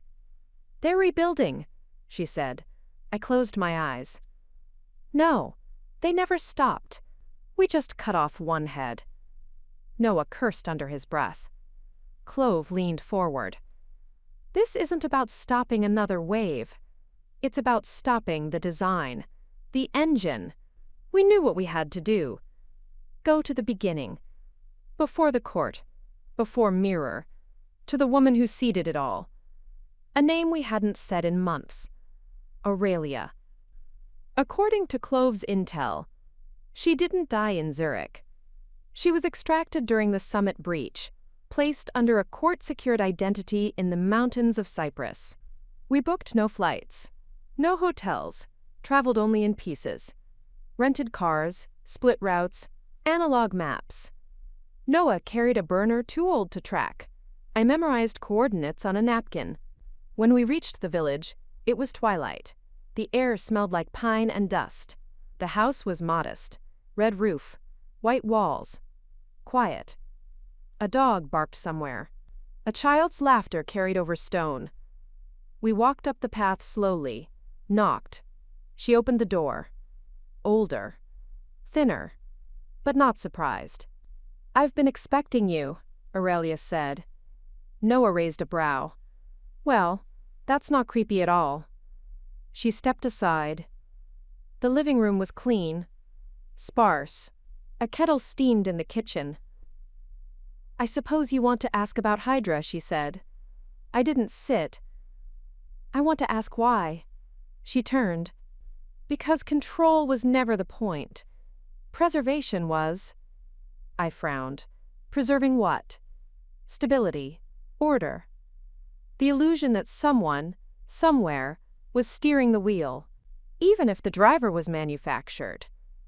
You lied. You manipulated. You burned lives. And saved more than I destroyed." She opened a drawer, pulled out a file.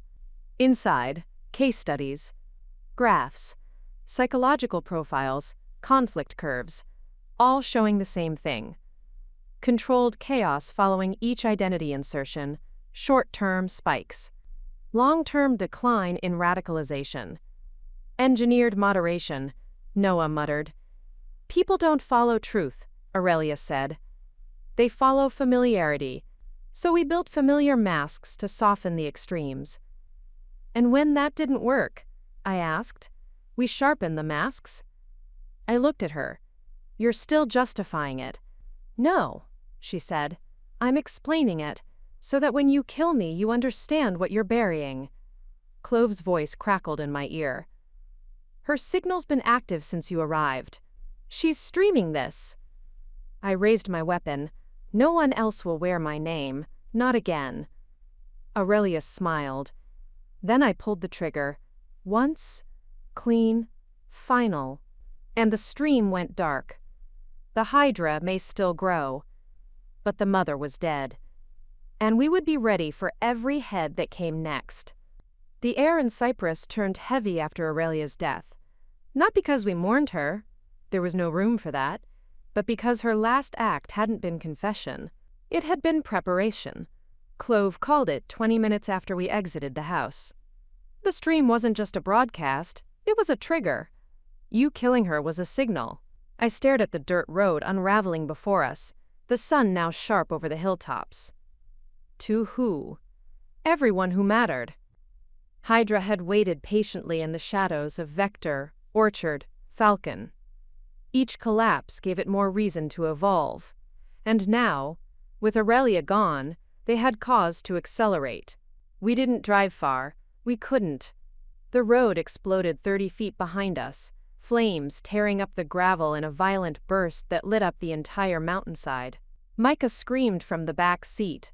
Noah slammed the wheel left and we spun down into the olive groves. Branches slapped the windshield. The scent of burning pine followed like a hound. We reached a dry riverbed, ditched the car, and ran. Clove guided us from overhead, tracking movement on satellite pings scraped off redirected military feeds. They sent drones, low altitude, not commercial, Israeli make, heavy payloads. Someone gave the green light, Noah said. Aurelia's death set off the next phase. Hydra won't wait anymore, I replied. We forced their hand. Clove gave us coordinates. An abandoned fortress carved into the side of a cliff. Ottoman stonework, bombed in the 80s, left to the goats and ghosts since then. That became our new home. For 3 days we didn't surface. Clove arrived on day 4, her eyes darker than I'd ever seen them. They activated the first node, she said. Chicago. Same MO fake whistleblower. Synthetic scandal. Real-world chaos. The governor's already been placed under investigation for a leak that didn't happen. And they're blaming it on one of the mirrors? Noah asked. No, they're blaming it on the original. They're pinning the sabotage on a real woman who disappeared 6 months ago. She probably doesn't even know she's still a name. They're building ghosts again, I whispered. Yes, Clove said. But this time they're using live identities, people who still exist. They're overlapping realities, she nodded. Hydra's not cloning. They're bending perception. We needed to move fast, not just react. Interrupt. There was one name in the archive we hadn't touched yet. A deep node from the Sable Court's pre-fall database. Only listed as asterisk. The operator. Asterisk.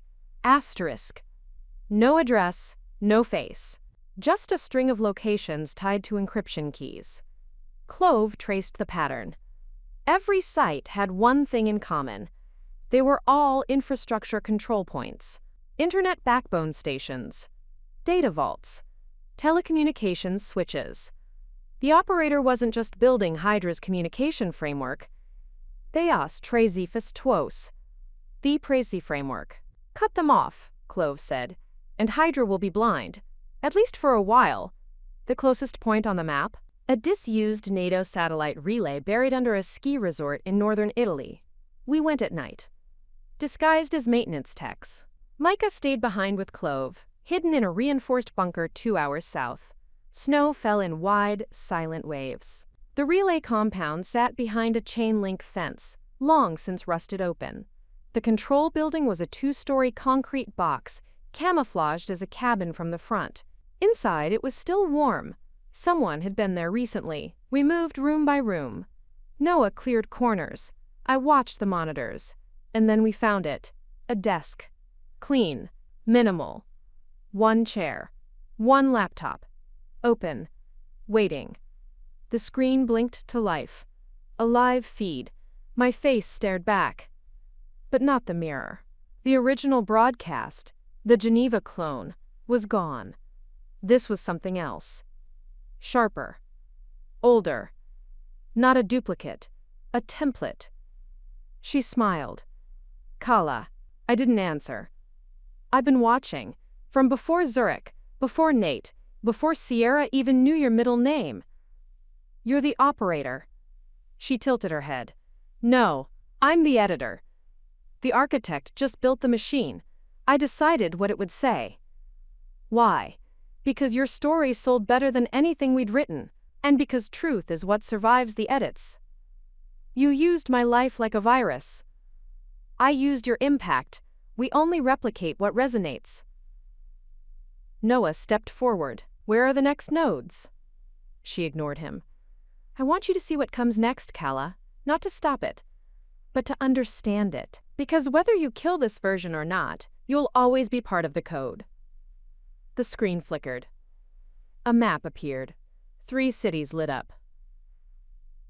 Reykjavik, Lagos. Seoul, Astorik. Clove's voice came in. I'm seeing a simultaneous pattern emerge. Massive traffic reroutes through those hubs. Looks like deepfake delivery channels. They're pushing synthetic content into social pipelines to test reaction times. They're testing perception velocity, I said. How fast a lie moves compared to the truth. Yes, the operator said, because if we can shift reality faster than it can settle, we don't need to replace anyone. We just replaced the understanding of them. You won't win. I already did. I pulled the laptop's drive. It sparked. Smoke hissed. The screen went dead. Noah grabbed the tower's external server array. We destroyed what we could. Stole what we couldn't decrypt. On our way out, the roof caught fire. Whether by accident or warning, we didn't wait to ask. We returned to Clove with the drive. She stared at the fragments like they were prophecy. "This isn't just an identity war," she whispered. "It's a memory war. Whoever controls the impression wins."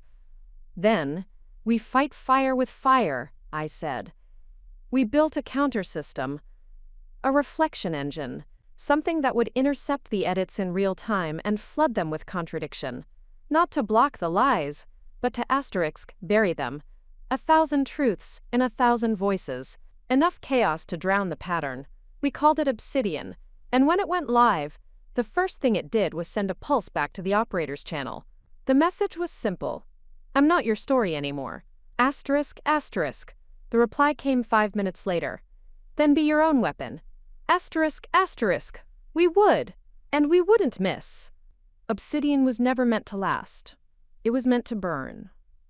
We knew it the moment we lit the fuse. Clove's code didn't try to defend, didn't aim to protect. It corrupted with purpose, flooding Hydra's deepfake channels with millions of synthetic truth challengers, flooding the pipeline with contradictions so dense no algorithm could untangle them. If Hydra's game was deception by clarity, ours was rebellion by chaos. And it worked. For a while, Lagos fell first.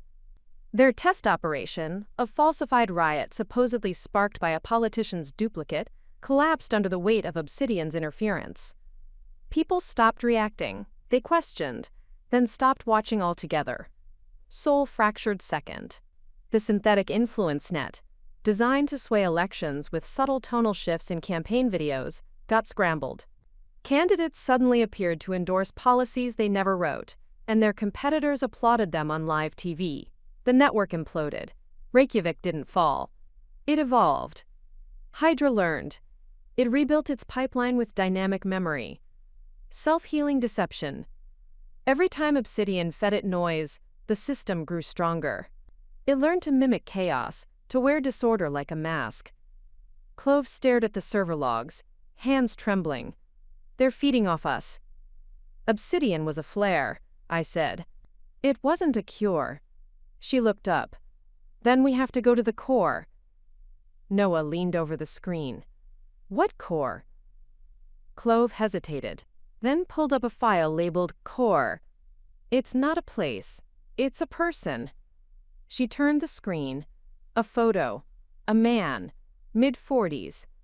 Silver-rimmed glasses. Balding. No visible emotion. The file read only one name. Dr. Felix Aeon. He's the original architect of the Hydra engine, Clove explained. The neural framework was based on his early work in belief mechanics, how perception calcifies into identity. Hydra took it and weaponized it. And where is he now? Noah asked. Disappeared 6 years ago. Supposedly dead. But his digital trace resurfaced 2 weeks ago. A single biometric tag pinged at an autonomous research lab in Antarctica.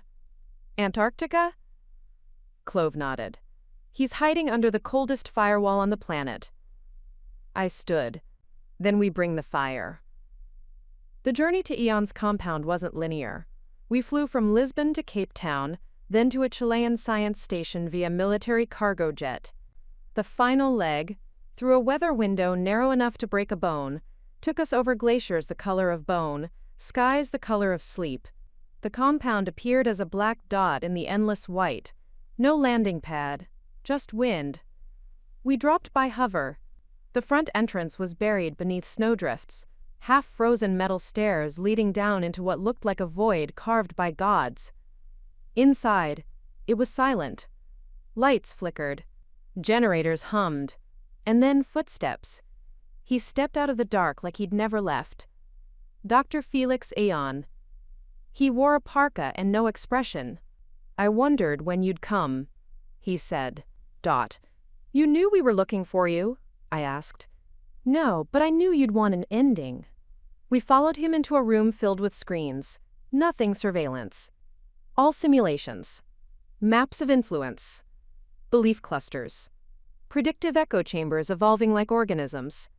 You built the system that taught Hydra how to lie, Noah said. Eon nodded. I built a mirror.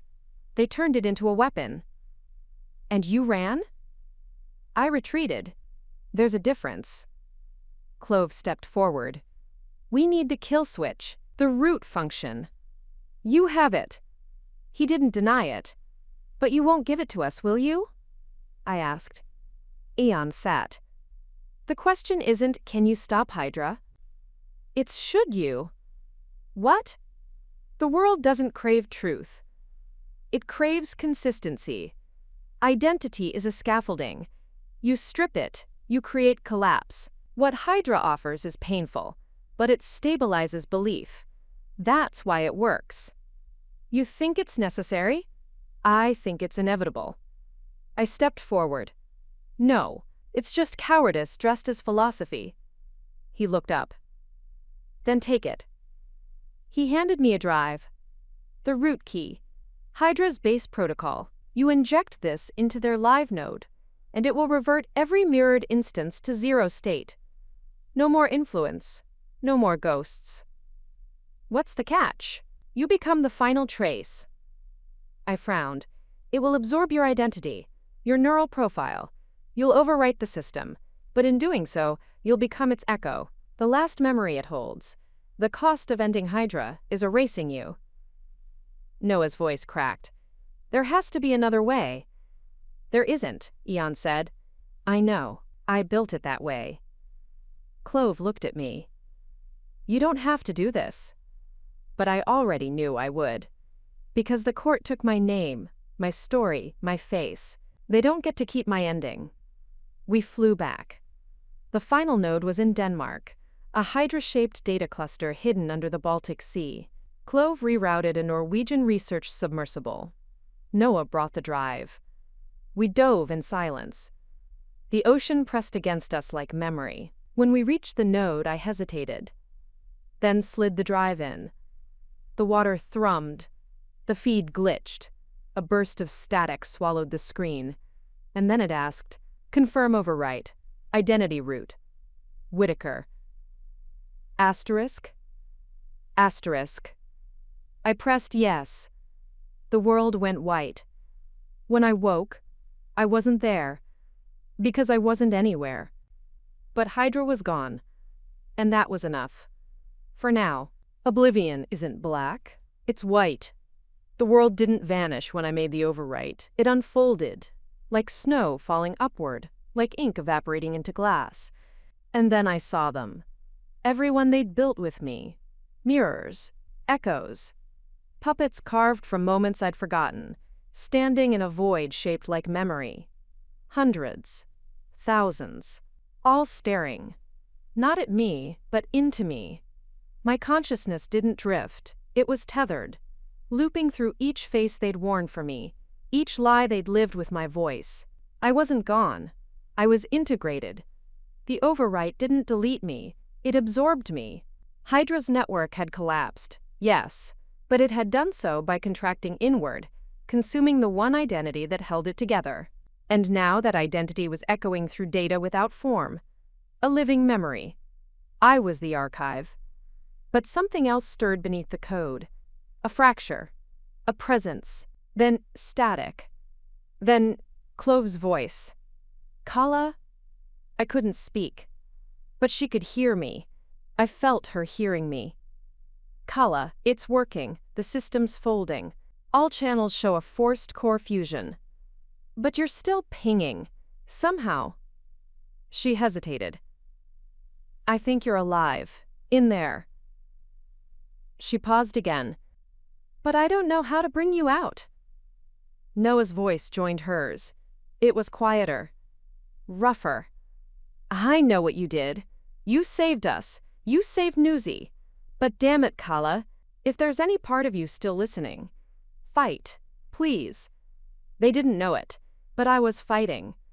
Inside the code, there was movement, a ripple. Something Hydra left behind. An anchor. A failsafe. Every mirror had been tagged with a fragment. A digital relic. Together, those fragments formed a backup. Hydra never believed in total loss. Even in collapse, they planned resurrection. And that backup was trying to compile. If it succeeded, everything I erased would rebuild, slowly, quietly, and I'd be its foundation. Unless I stopped it from within. But I needed help. So I reached, not with hands, but with resonance. Memory, thought, and something reached back. A child's laugh. Micah. His presence glowed like a beacon. The system hadn't found a way to scrub him. He wasn't part of the Hydra datanet.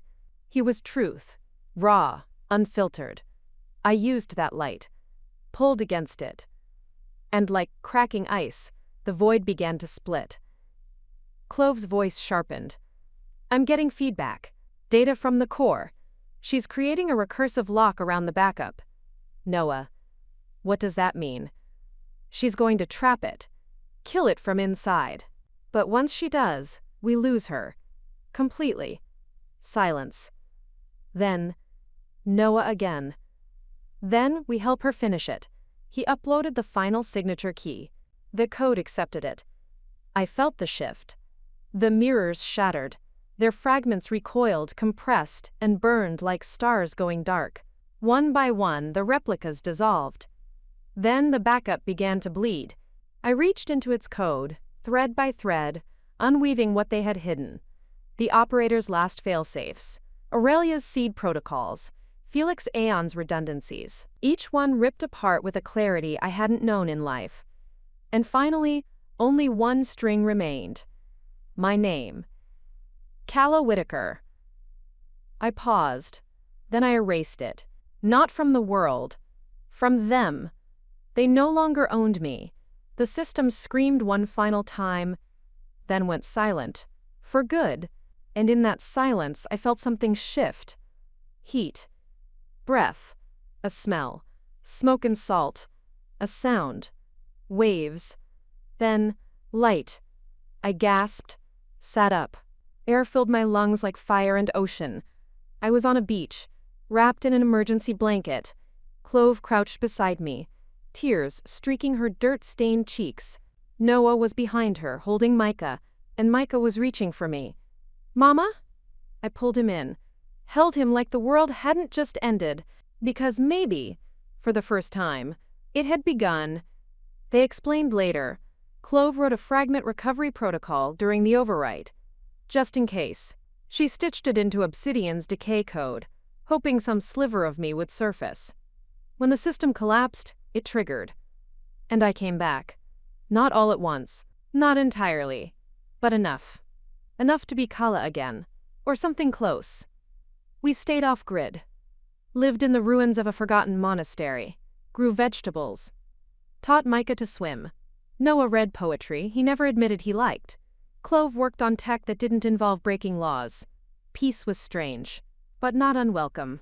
Until one night the stars flickered. Micah pointed up. Look, Mama, it's blinking. I followed his gaze. A satellite, just one. But the pattern was familiar. Too familiar. And suddenly I knew. Hydra wasn't dead. It was dormant. Somewhere. Someone had salvaged a sliver. But this time, I wasn't afraid. Because I'd come back from nothing.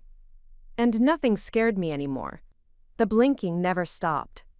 Weeks passed. The satellite above our valley kept flashing the same eerie rhythm every night. 5 long pulses, 3 short, then 1 slow fade. Clove couldn't ignore it.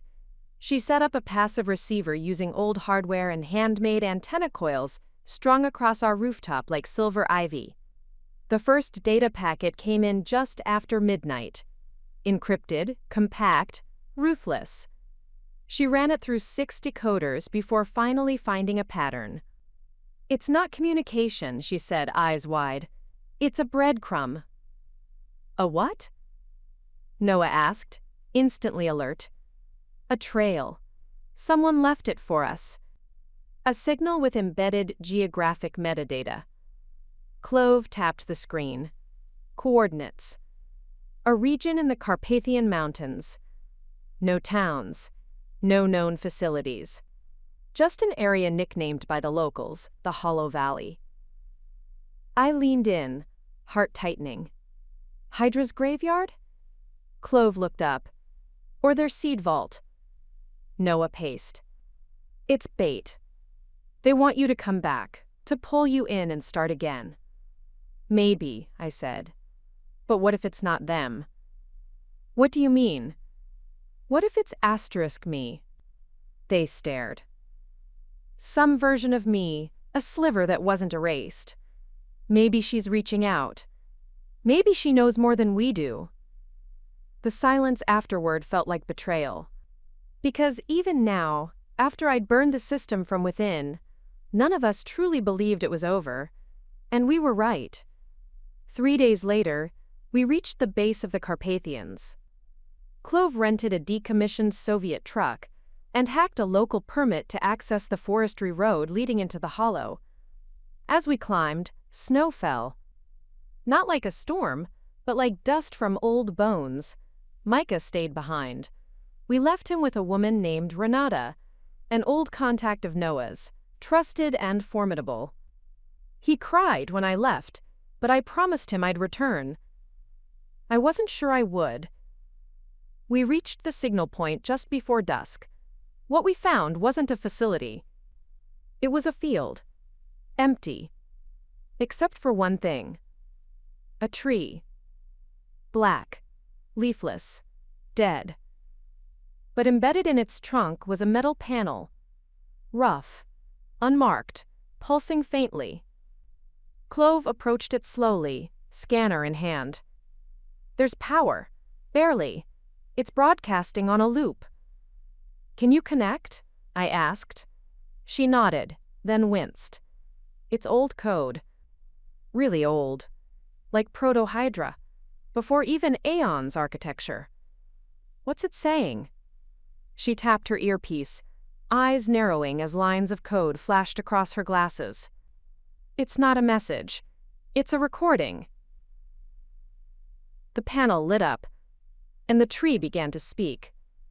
Not in words, in pulses, in images, projected like a dream behind our eyes. I saw myself.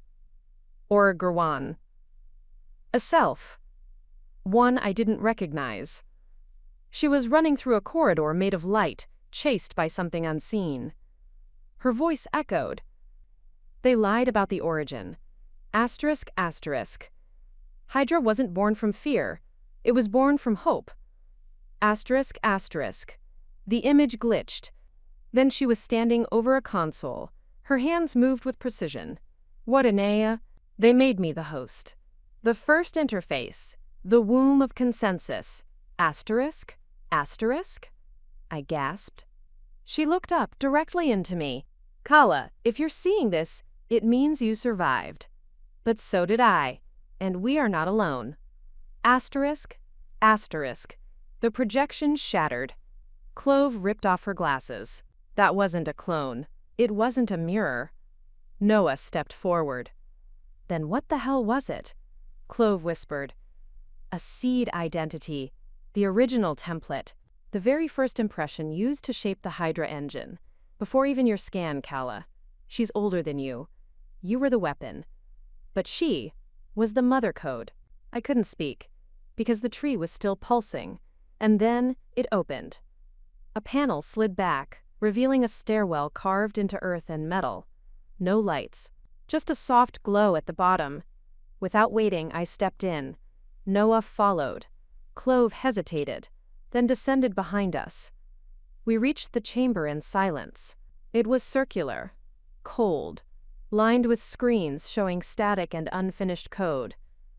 In the center, a chair, occupied by her, not sleeping, not breathing, preserved.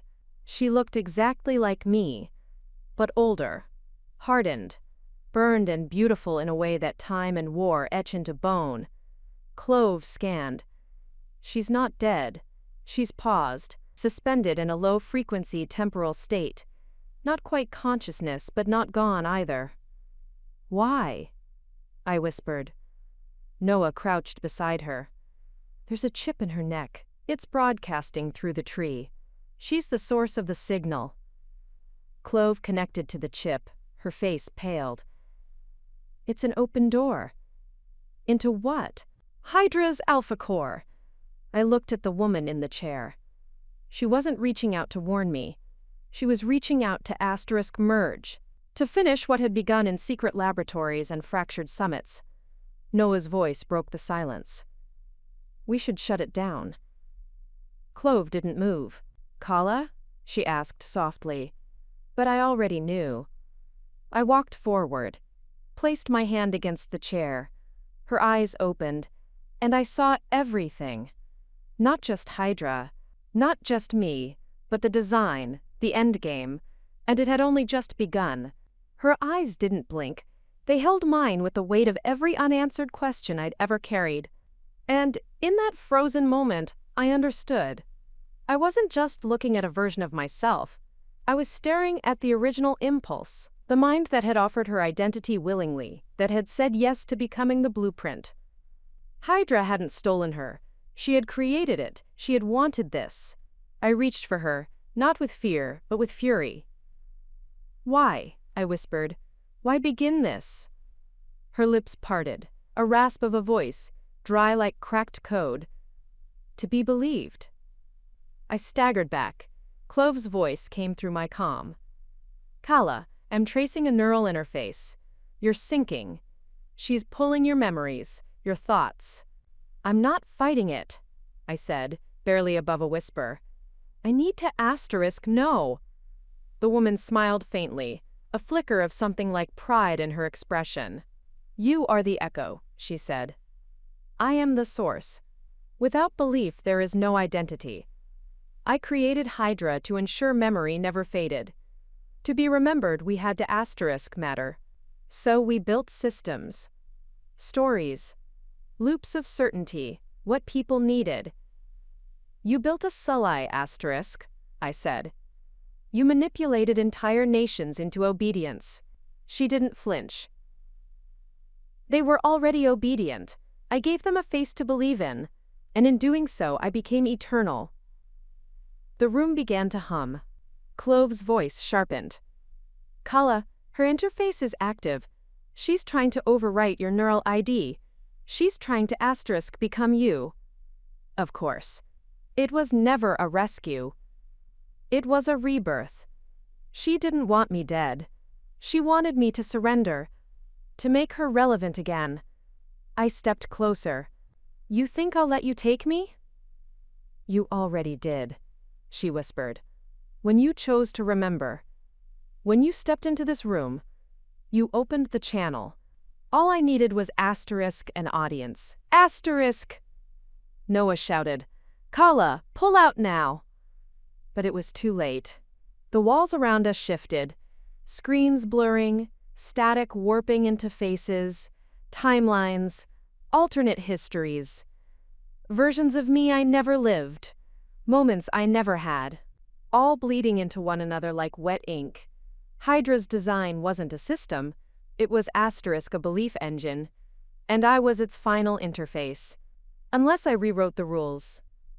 I closed my eyes, thought of Micah's hand in mine, Noah's laugh when he read bad poetry, Clove's exhausted smile over burnt coffee.